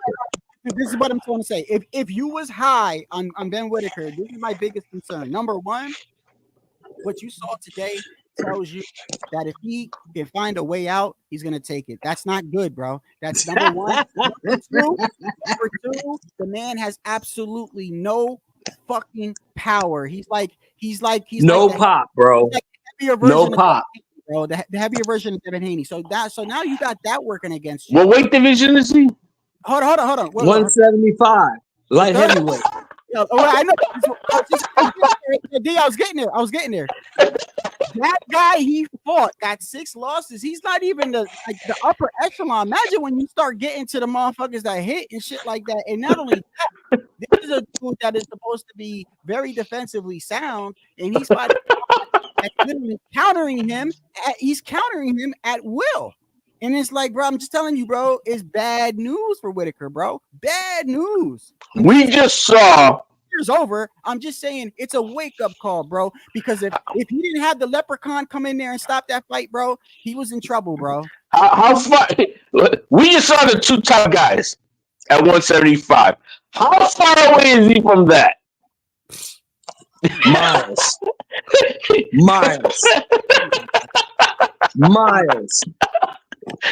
I can't see him, bro. I can't see him. Miles away from that. I hate to say it, bro. Because and this is why it's sad. I'm gonna tell you why it's sad. Because, and I was talking about this before, and I'm sure you guys know this. HOD, I know the chat. Y'all all know. We all know what showcase fights are. When you have a good amateur background, or you won the silver medal in the Olympics, and you go pro, right? Your first couple of fights, they call it showcase fight. What is a showcase fight? You're showing your skills. So obviously your opponent is not even on your level, right? So his showcase fights, he's doing all this showboating and looking great. Of course, yes, of course, he's looking great. He's looking like the next best thing, isn't he? Right? But then he fights somebody who's never been knocked out, got power, got counter punch ability, and was eating his fucking shots like it was nothing, bro. And you see where he's at now, and like that makes you reevaluate everything, bro. And I've been guilty. Did you hear? Did you hear what that guy said in the press conference? He said, "It may not be me, but the mistakes that you make, somebody's gonna knock you out." He deserves a rematch, bro. He said, "You keep your hands low, you leave your chin in the air.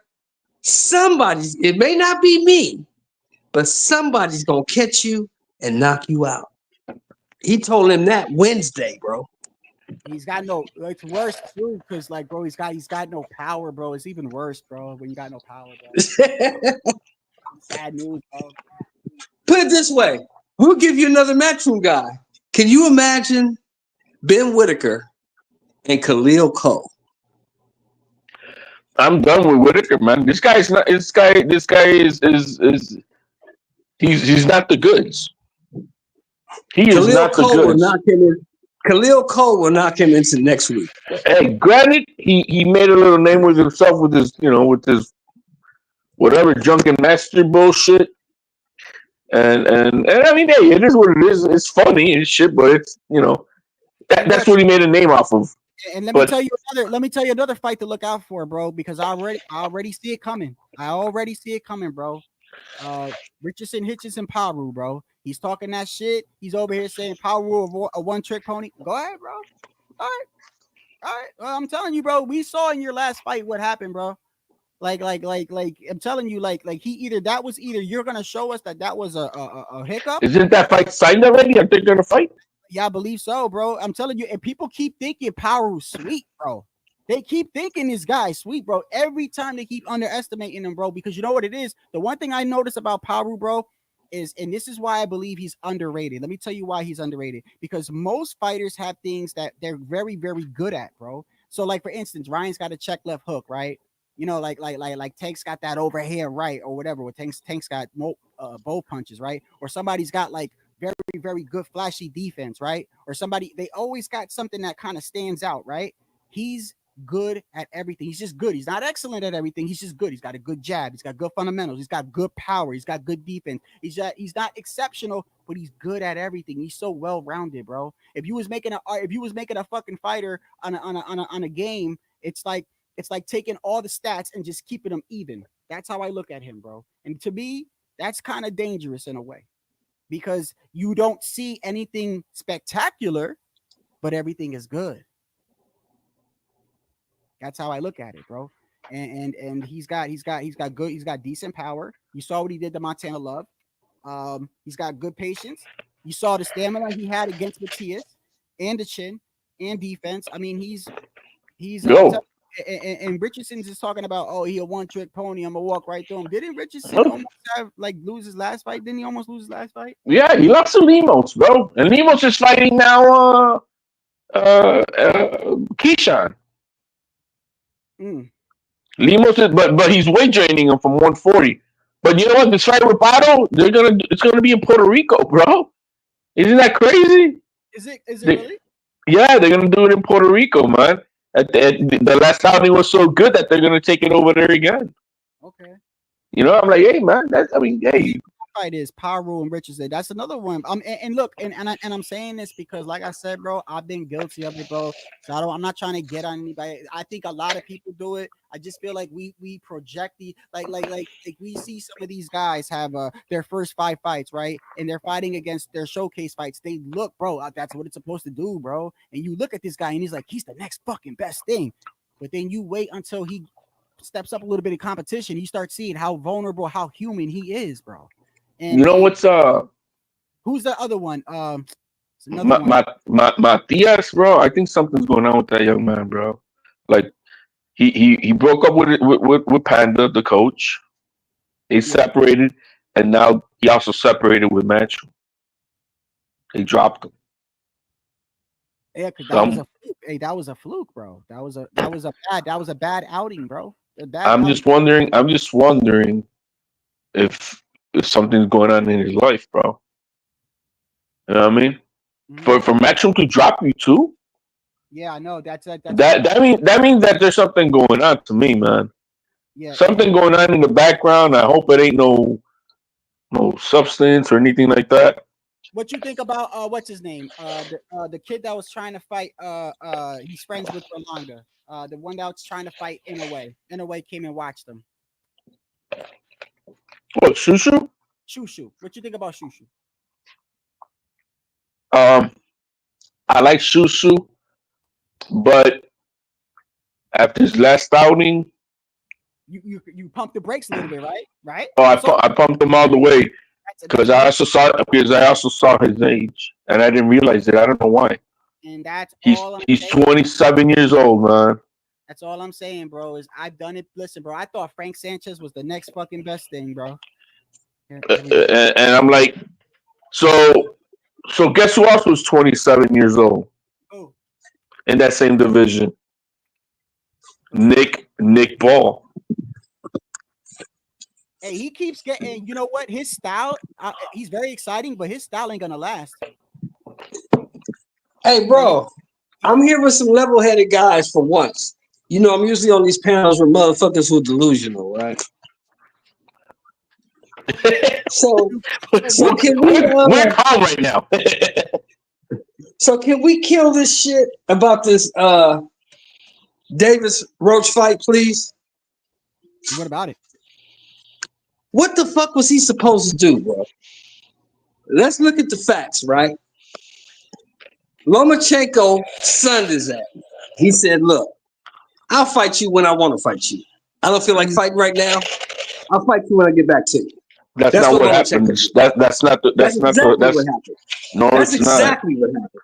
No, Lomachenko said, "I'm going home and see my family. That's not true either. That's just what they put out. There were negotiations for over 4 months, and Lomachenko got tired and got tired of the bullshit. And then I can say, he said, "You know what? I don't need this shit. But the truth is, why were they making it so hard? Because it was always gonna be Roach. Roach was already talking to Tank before June. Hold on, HOD. Hey, hold on, HOD. Is that not what I just said? Lomachenko said, I'm not fucking with you. I'm tired of you. I'm sunning you. I'm not fucking with you. I'll fight you when I want to fight you. If I do. Number one. Number two, Shakur was injured. He couldn't fight. Number three, Dylan Santos is still injured. He had to have a second surgery on that shoulder. So he couldn't fight. You know, Ryo's locked in with a rematch with Pitbull. Ryo's locked in with a rematch. Number four. El Rayo said, I'm a champion at 140. I'm not coming down to fight you. That makes sense. If you want to fight me, you come up to 40. That makes sense. Motherfucking number five. Zepeda said, I got to fight with Tevin Farmer. I'll get to you when I get to you. Right. Number six. Hold on, wait. Lamont Roach answered the fucking phone. Hold on. So why do you have a problem with that? I'm glad you're bringing this up because you see. Because you still got Murataya. Hold on a second. Hold on. This is perfect. This is perfect. I'm glad you're bringing this up because I understand what you're basically saying is he had to pick from what he had, right? Correct. Exactly. Okay. So why do people call Canelo cherry picking Berlanga when technically he couldn't fight David? David was at 175 and asked for 2 extensions. One of the Skull and Shishkin motherfuckers had a fight lined up, and if you'd have picked William Skull, he cherry picked him, and if you'd have fought Jamal, they would have had a problem with that. So he picked Berlanga, because of the Puerto Rico, Mexico. So we knew the real motherfuckers that follow the shit. No, he did not cherry pick nobody. He picked, and I didn't even want the fight. I didn't even. Yeah, but you could also set the shit up to where that's what it is. From what he had, bro. He could have fought Lomachenko, but they decided to dick him around. Talking about Canelo because I'm trying to make a my comparison is that no matter how you break it down, when a motherfucker don't like you, they're gonna call it a cherry pick. So if we're gonna keep the same energy for Tank, they're fine. I get it, bro. I do. I kind of like that's probably his best pick that he had. So don't be motherfucking saying cherry pick when it's very similar, bro. He could have fought Murataya.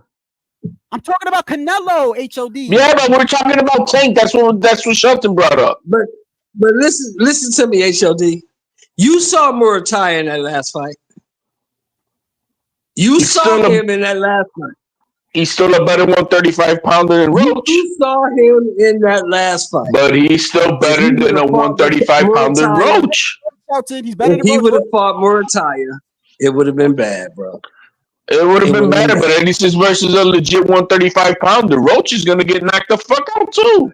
And at least Roach, 160-pounder, like you know. But Roach got fights at 140, bro.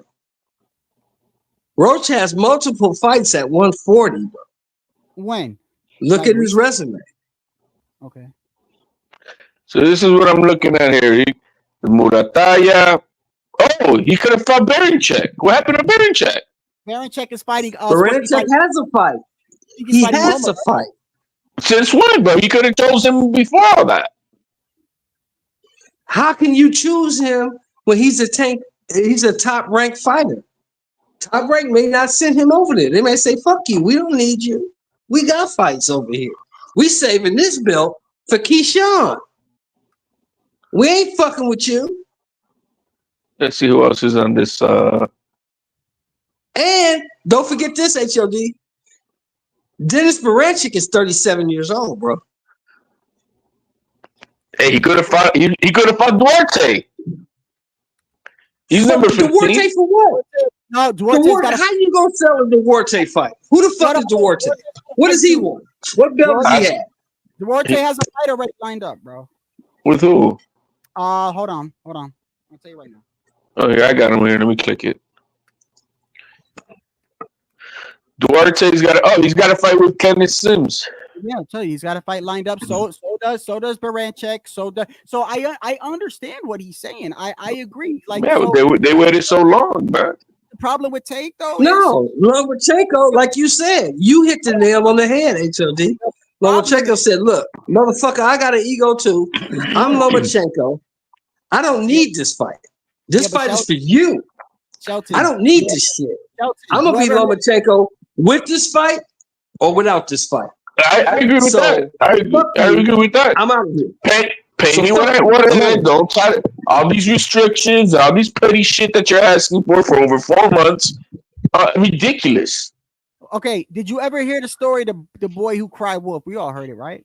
So the problem is when you've been doing this shit for a long period of time and people are tired of your opponents and your opposition, and you keep telling us you're gonna up it and up it and up it and up it. Finally, when you're in a situation where literally you did try to fight Loma, you did try to fight this guy, you did reach out to Cepeda. Now all this shit happens, and now you really only had to pick Lamont Roach, and people don't believe you. Because of you're like the last couple of times, like the boy who cried wolf. Now the wolf is really coming, and motherfuckers don't believe you, bro. Exactly. That's his fault, bro. And I tell people this all the time, and people get mad at me, but I don't give a fuck. The reason he's fighting Lamont Roach is because Lamont Roach answered the fucking phone, bro. That's why he's fighting him. Yeah, but they already set that up since before June, Shelton. He's on record. He told me before June, man, that I'm gonna get the call. So He's fighting that motherfucker because he answered the phone. Look, that was already set up before the summer. Let me ask y'all this. Let me ask both of you this. Shadow Ghost and HOD. Who needs that fight more? Does Lomachenko need it or does Tank need it? No, that's all Tank. He needs that more than anybody. Shit. Exactly. Lomachenko don't need to fight. No. He's gonna be Lomachenko. You don't need it. Not that but what I'm saying it in the sense that like he's like trying to reject it. No, it's like they kicked him around for over 4 months in negotiations, making it impossible, just like they did with Ryan Garcia. They were trying to make everything impossible so that this fight could fall apart, and they kept on adding shit on it to make it more impossible. We ain't gonna bring Ryan Garcia up because he quit. He got hit in the body. I'm talking about the process of making the fight. They threw so much shit at him, hoping to make the fight break apart, and this kid was dumb enough to take it all. This is what people outside of America don't understand. Lomachenko is not broke. He got plenty of money. So money doesn't move him. No. He don't need this fight. He's going into the Hall of Fame first ballot with this fight or without this fight. Right. The motherfucker that needs this fight is Tank. Because Tank is the motherfucker who ain't fought nobody of note. And you know what the problem is too? His age, right? And listen, I've always thought Tank with his skills, he could have been undisputed or unified. I firmly believe that, bro. But I can't just give it to him. I can't just say I can't do the whole Crawford Canelo thing or Crawford Tio thing. I can't just go, oh, he'll put Tio in the hospital and just that's it. That's the end of the story. No, I can't just say that. I could think that, but I really don't know. So even though I think Tank would be undisputed or whatever, I don't know, bro. He didn't fight these guys. Simple. Because he ain't fought nobody of note. So he's in a position, bro, where he's just waited this whole time, bro. This is what you get for waiting this whole time. And like I blame Exactly. And people forget that Lomachenko got an ego too. I'm not gonna sit here and wait for you to put all these stipulations on me, and I'm not fucking with you like that, dude. I'm going home. Fuck you. Why would you need to put stipulations on Loma? He's already tiny. Exactly. Like HLG was saying, you put all these fucking bullshit in the contract and you negotiating for months. Lomachenko's like, man, fuck that. I don't even need this fight. I'm just doing you a favor. Fuck you. I'm out of here. That's what he did. I knew this fight was going to happen a month before they even said it, because I saw the shit coming. I'm like, this fight is not happening. Tank don't want this fight, because if they did, they make it happen. He don't want this fight. I'm gonna tell you. He don't want it, but he needs it. He gotta have it. He needs it for his resume. Yeah, but when did Central say he's having surgery? I'm looking at him here, and he's saying that September 21st. I'm back, anxious for the next opponent, coming to come out running like Shakira. I'm not mad. I'm not mad at Tank to fight Lamont Roach because Lamont Roach answered the fucking phone, bro. He's the motherfucker that said, "Yeah, I'll fight you." I don't care because I don't watch Tank fights, so I really don't give a shit. He's a globetrotter. Hey, hold up. Let me show you another one, Shelton. Let me show you another one where you see what people feel. People don't like this, bro, but it's the truth, especially when you got receipts, bro. So we already know that Tank is on camera talking about I'll fight Loma 5 years later, and then another couple years later he says I'll fight him again later, right? And then he's also on. Everyone gives T.O. shit, but who remembers when he said this? Who remembers when he said this? I got some people I want to get. Like, I don't want to say their names, but just say yes or no. Haney? Yes. Lomachenko? Yes. Yes. Not really so much to Teofimo. Not so much. Nah. How come? Because it's like, I don't know. Just. Why not, bro? Why not? Hold on. Why not, brother? Hold on a second, bro. Isn't T.O. like, this is why I laugh at this shit, bro. I laugh at this shit because T.O. like he's got accolades. Motherfuckers should want to fucking knock out T.O. Isn't he disrespectful, doesn't he? But people be swearing and acting like this boy is sweet, bro, because he has a mediocre fight, bro. Whoa, this dude literally said he'll fight everybody. It comes to T.O., he's like, no. Why? He don't even got a good reason. He doesn't. He doesn't. And unlike most people, I'm gonna say this: I'm not mad at T.O. calling out Crawford. You're supposed to want to fight the best. Exactly. That don't mean I think you can beat him. But you're supposed to want. That's a different story. That's a different story. Let me ask you. So you probably think. But you're supposed to want to fight him. You're supposed to. Hold on. You probably think that Crawford could put T.O. in the hospital, right? But let me guess, you want to see the fight, though, right? I want to see it. Exactly. That's it. Because T.O. Look, let's look at the particulars. Let's look at the real deal, right? T.O.'s power didn't carry from 135 to 140. So what do you think his power gonna look like at 154?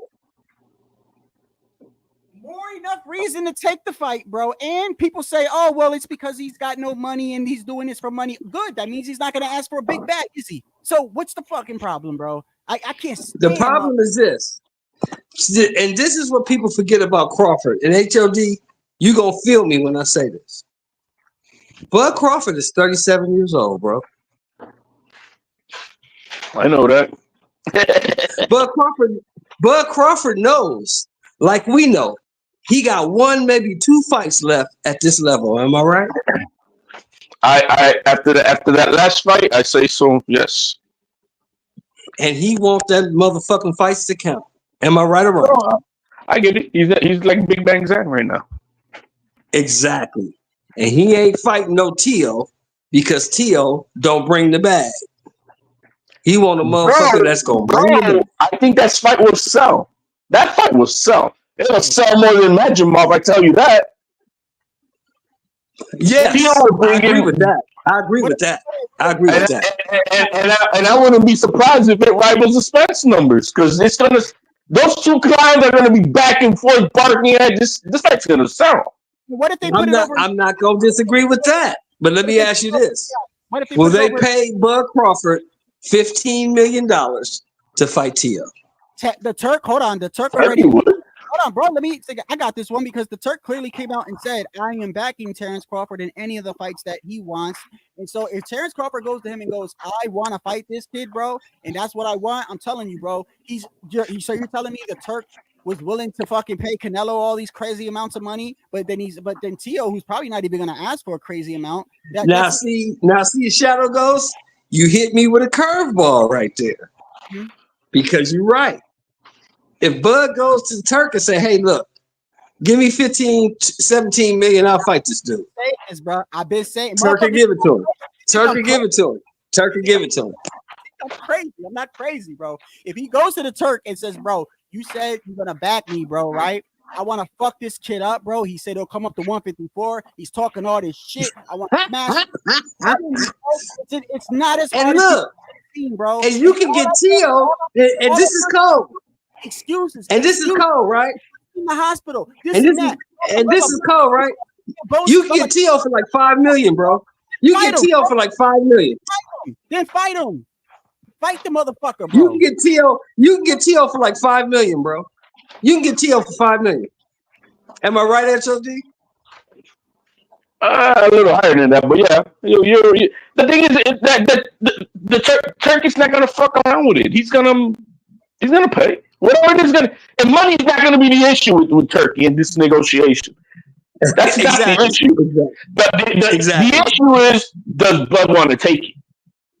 Does Bud want this fight? That's it. And my look, I've been barking everywhere on Twitter, whatever. My issue that I have is that nobody is speaking like yourself. I granted you're a fan of Crawford. Good. You think he's gonna murder him? Good. Then push that you want to make the fight. No, man, Bud don't want that fight. What's Tio and all these excuses and all this stuff? I'm like, oh, come on, man. That's the shit that pisses me off. I just want to hear, yo, man, I want to see the fight. Kill him.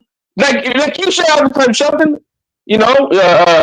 What you say with it? We got put his ass in there. Yeah, but you have another saying. No. That's why we make the fights or something like that. When we start talking about it, they motherfuckers be saying shit like this. But Tio lost to Sandor, and he lost. What the fuck that got to do with that? Hey, look. Is it not? Hey, look. And let's be real, fellas. Let's be real. Just because Sandor beat him, he got no just power. because Sandor beat him, doesn't mean Bud gonna beat him. Doesn't mean Bud gonna beat him. Okay, fine, but it doesn't. The fact of the matter is, these are the excuses that these motherfuckers give, and these are boxing fans, bro. These are fucking boxing fans that giving. Oh my God. You know what I saw? Okay, then. What I just saw to compare. Shelton, now that we're talking about, Bud is 37. So I watched that Benavidez fight that Crawford had.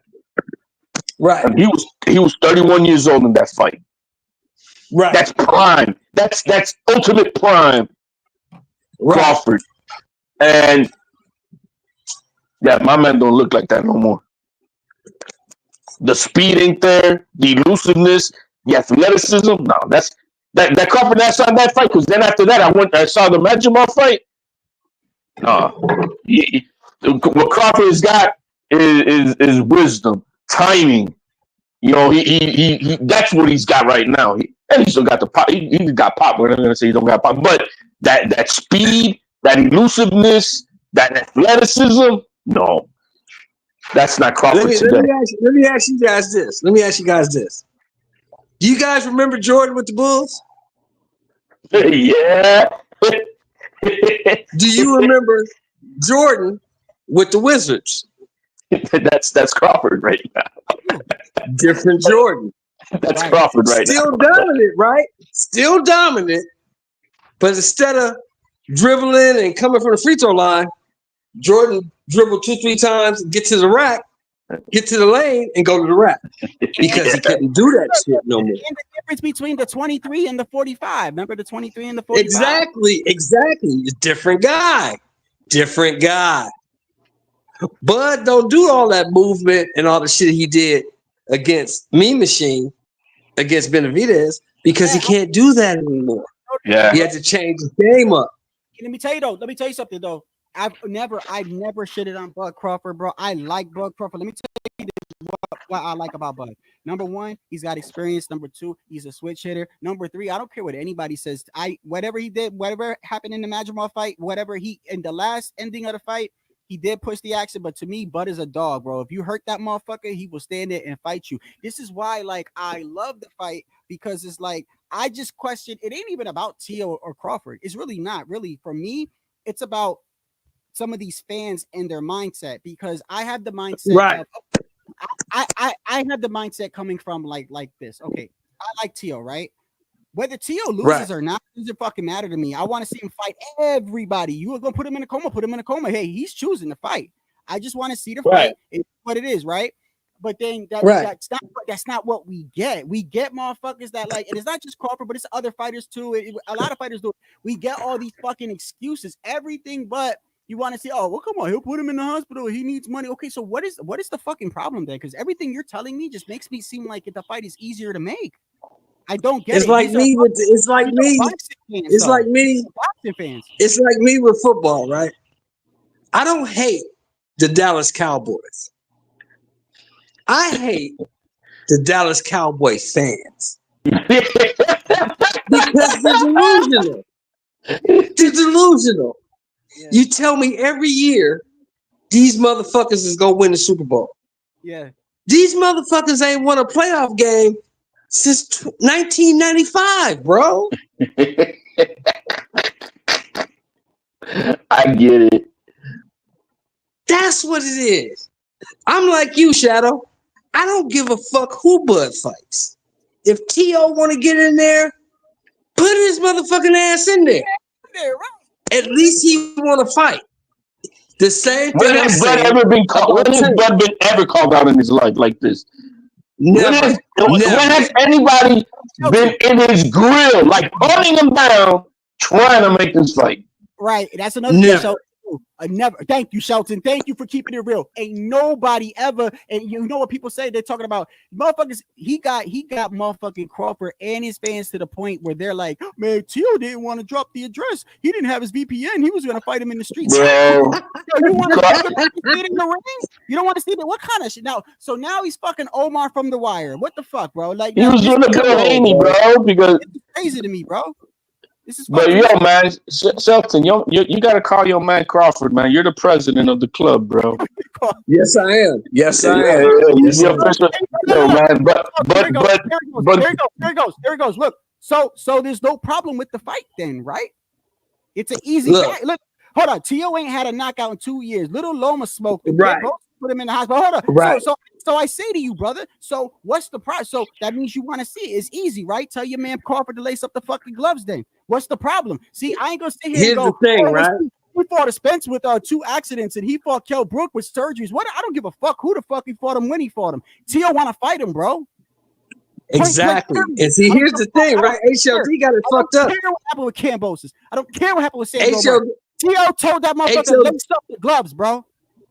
That's it. HLD got it fucked up, though. I don't need to call Crawford. Who I need to call is the Turk. No.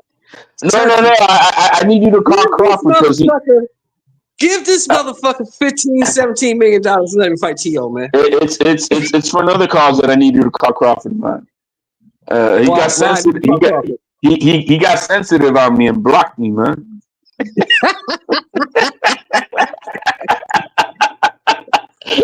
Yo, Shadow, man.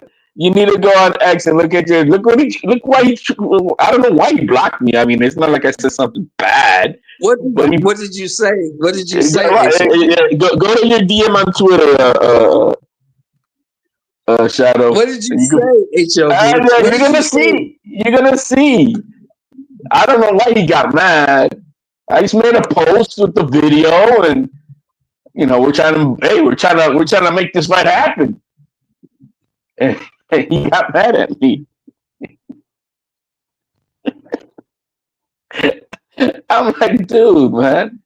Oh, I see it. Hold on. You gotta read it out, bro. What did he say, Shadow? What did he say? I'm gonna share the screen. I'm gonna share it. Go ahead and read it, Shadow. All right, hold on. Let me move this out the way real quick. Put this over here. It says. No, you gotta bring it up because it's a long one. I am. Hold on. It says Kendrick Crawford is now on full damage control, spewing nonsense with Bernie the retard in 2004 Motorola Razor. Razor. After getting walked up on Tio, who challenged him to his face, Kendrick goes into full deflection mode. Instead of squaring up with Tio like a real fighter, he goes after Tio Sr. Really? Who's the fighter here? Weak as fuck. And what's next? A street fight challenge. That's the shit I got an issue with. More deflection, duck. We all saw what happened. There's no disrespect.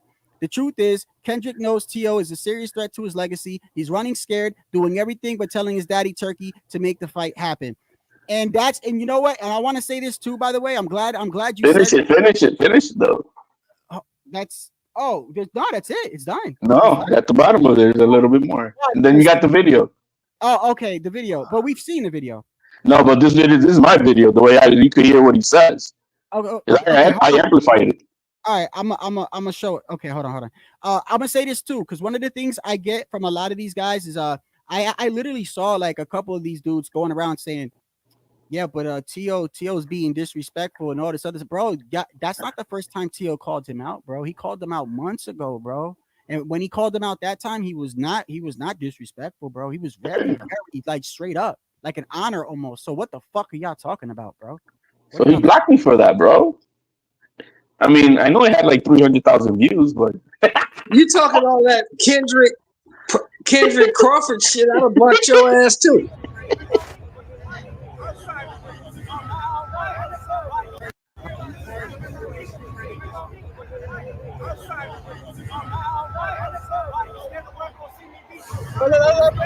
Yo, Crawford is clearly saying outside the ring, and T.O.'s like, no. I'm trying to fight you inside the ring. That's crazy, bro. Listen to what T.O. says.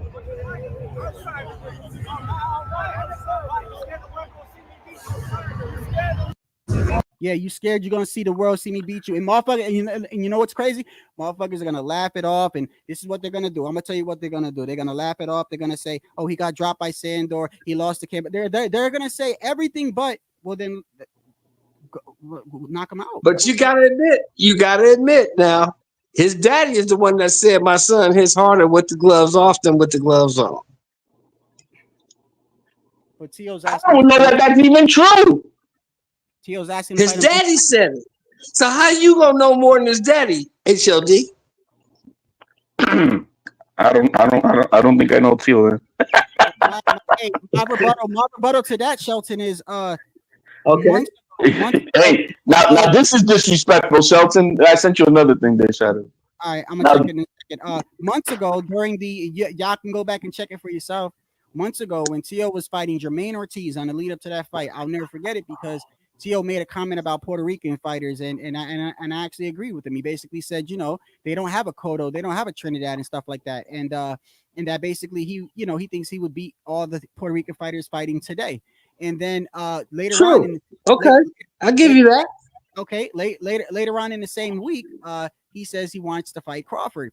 And they said, well, why do you want to fight Crawford? And he says, well, because, people don't know this, but, they think I'm just calling him out. But, a while ago, he called me out. He put a post on X and it said something like, I'll come take those belts or something like that. Whether he was playing around or not, I'm taking a mental note of that. He took a mental note of that. And now he's like, hey, you know what? I won't mind, shit. I did 135. I got a belt at 140.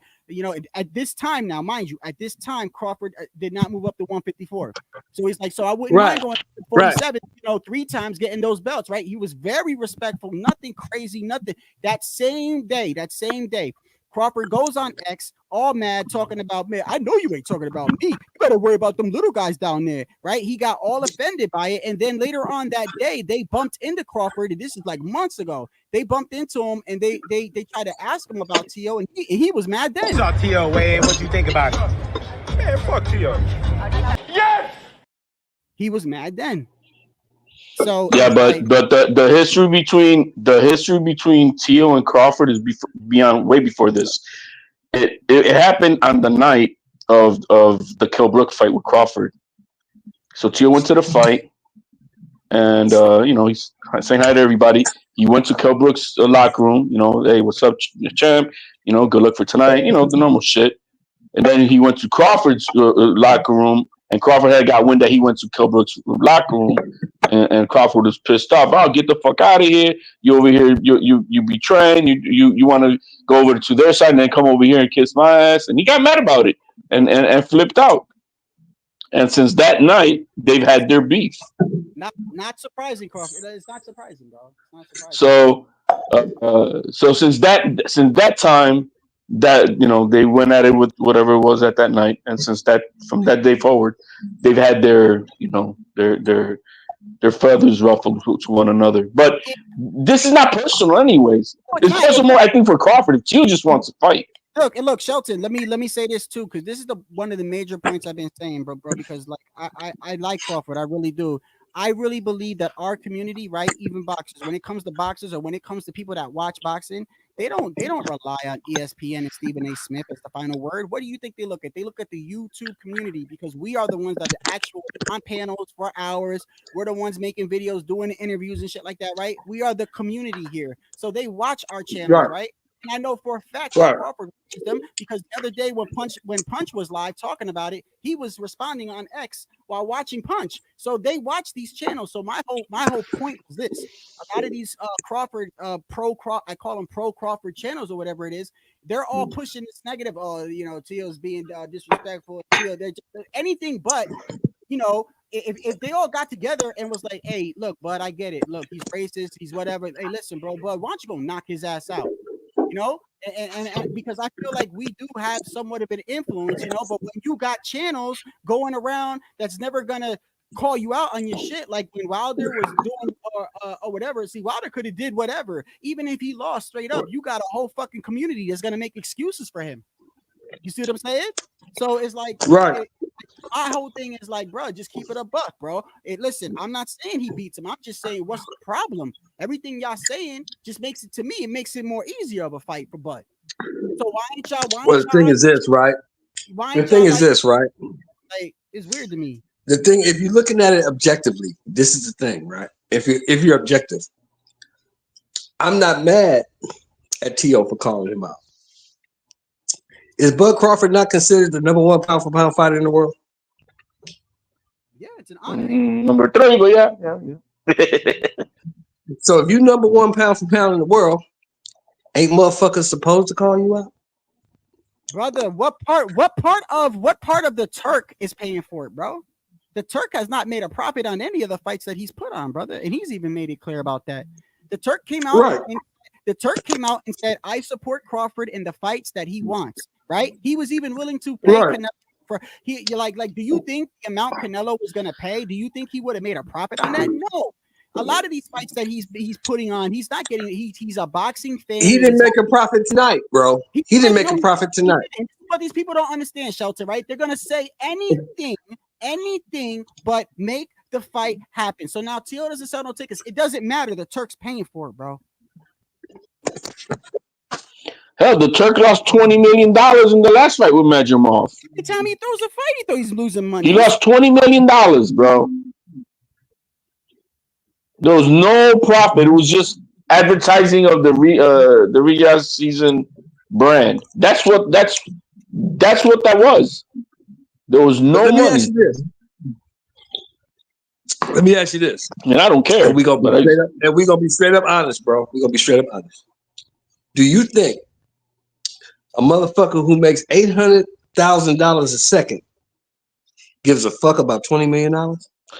Well, you know what their pot is, right, Shelton? It's called the Saudi Arabia Athletic something, and you know how much money they got in that? They got $15 billion. Exactly. He don't give a fuck about that money. $15 billion to advertise Saudi Arabia Riyadh season athletic shit. Because you see, you know this, Shadow, and you know this, HOD, because you worldly, and Shadow, you know this because you was in the military. They not doing this shit for the sport. They doing this shit to shed a better light on Saudi Arabia because of all of the atrocities that they commit over there. They some dirty motherfuckers. Regardless of whatever the reason is, it ain't got to do with ticket sales, that's for sure. It ain't got to do with ticket sales. Look, they built the World Cup. They built all those stadiums for the World Cup in a total of 180 days. Do you know what kind of slave labor it took to build those stadiums in 180 days? Yeah, baby. How many days? Round the clock, bro. That was 24/7. Oh yeah, that's slave work, bro. That was 24/7. That's why they doing it.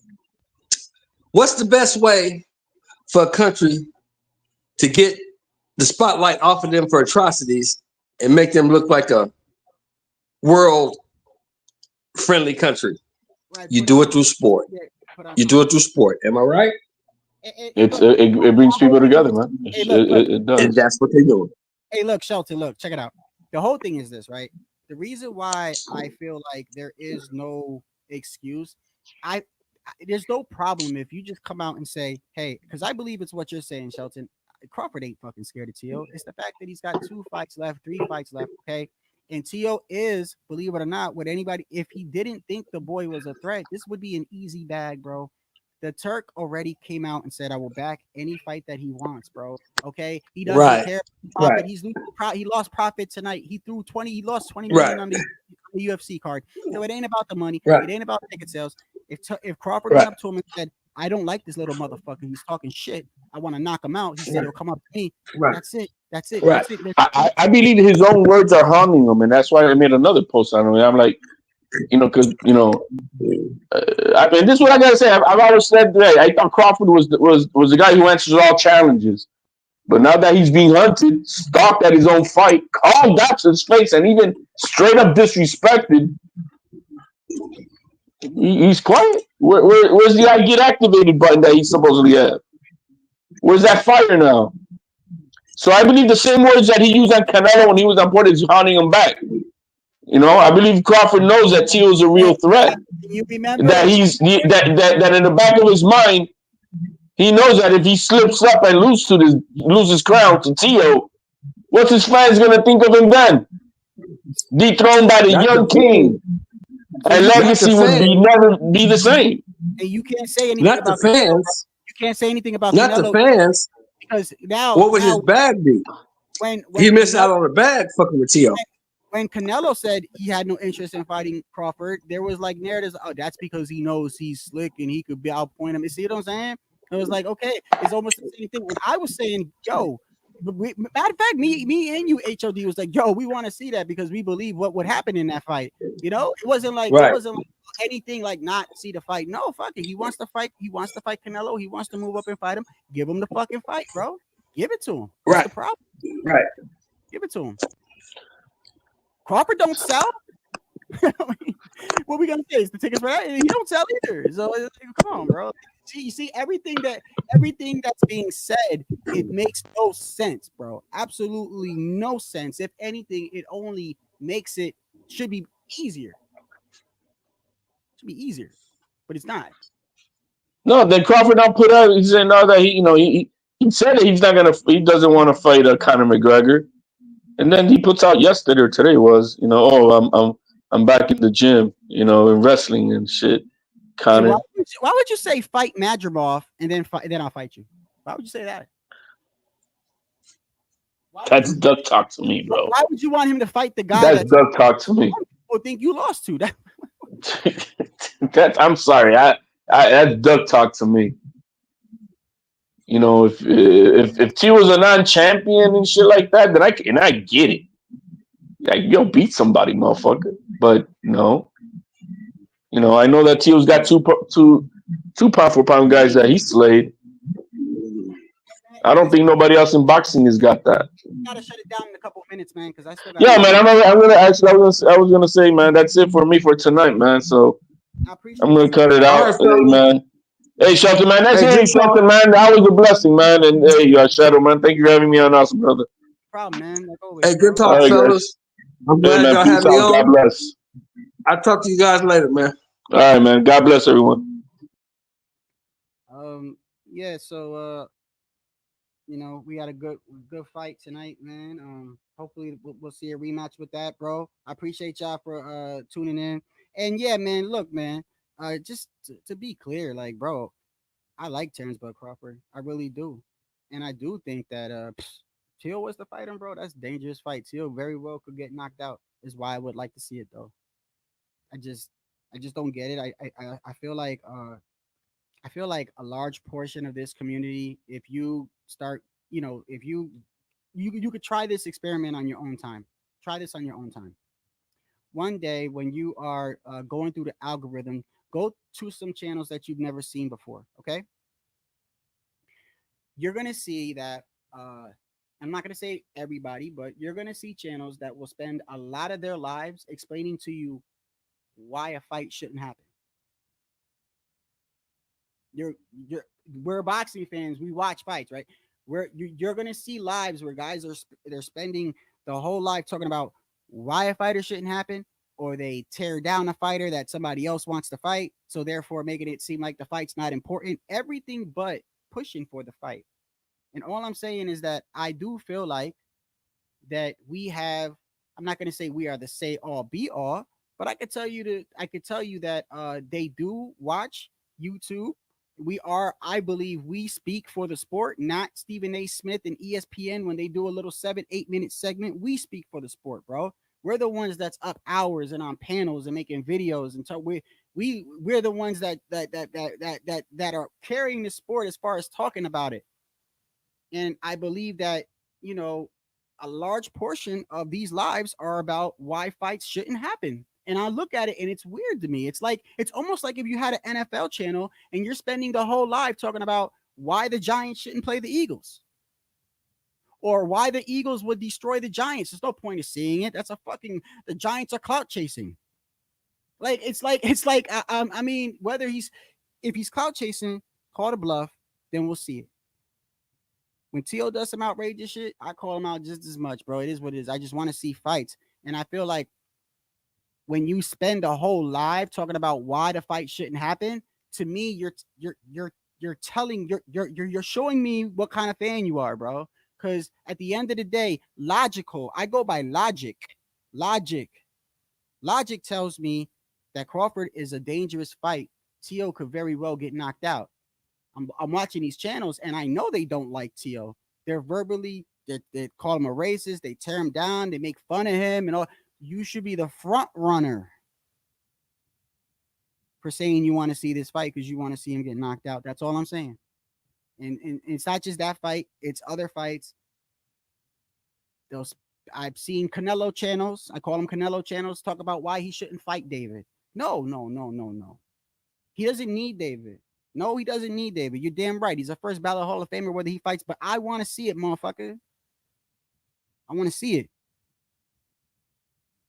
That's it. It is what it is. I'm trying to see hands get thrown. Like, you know what I mean? So we could put it to rest. I know it's content, but we could put it to rest.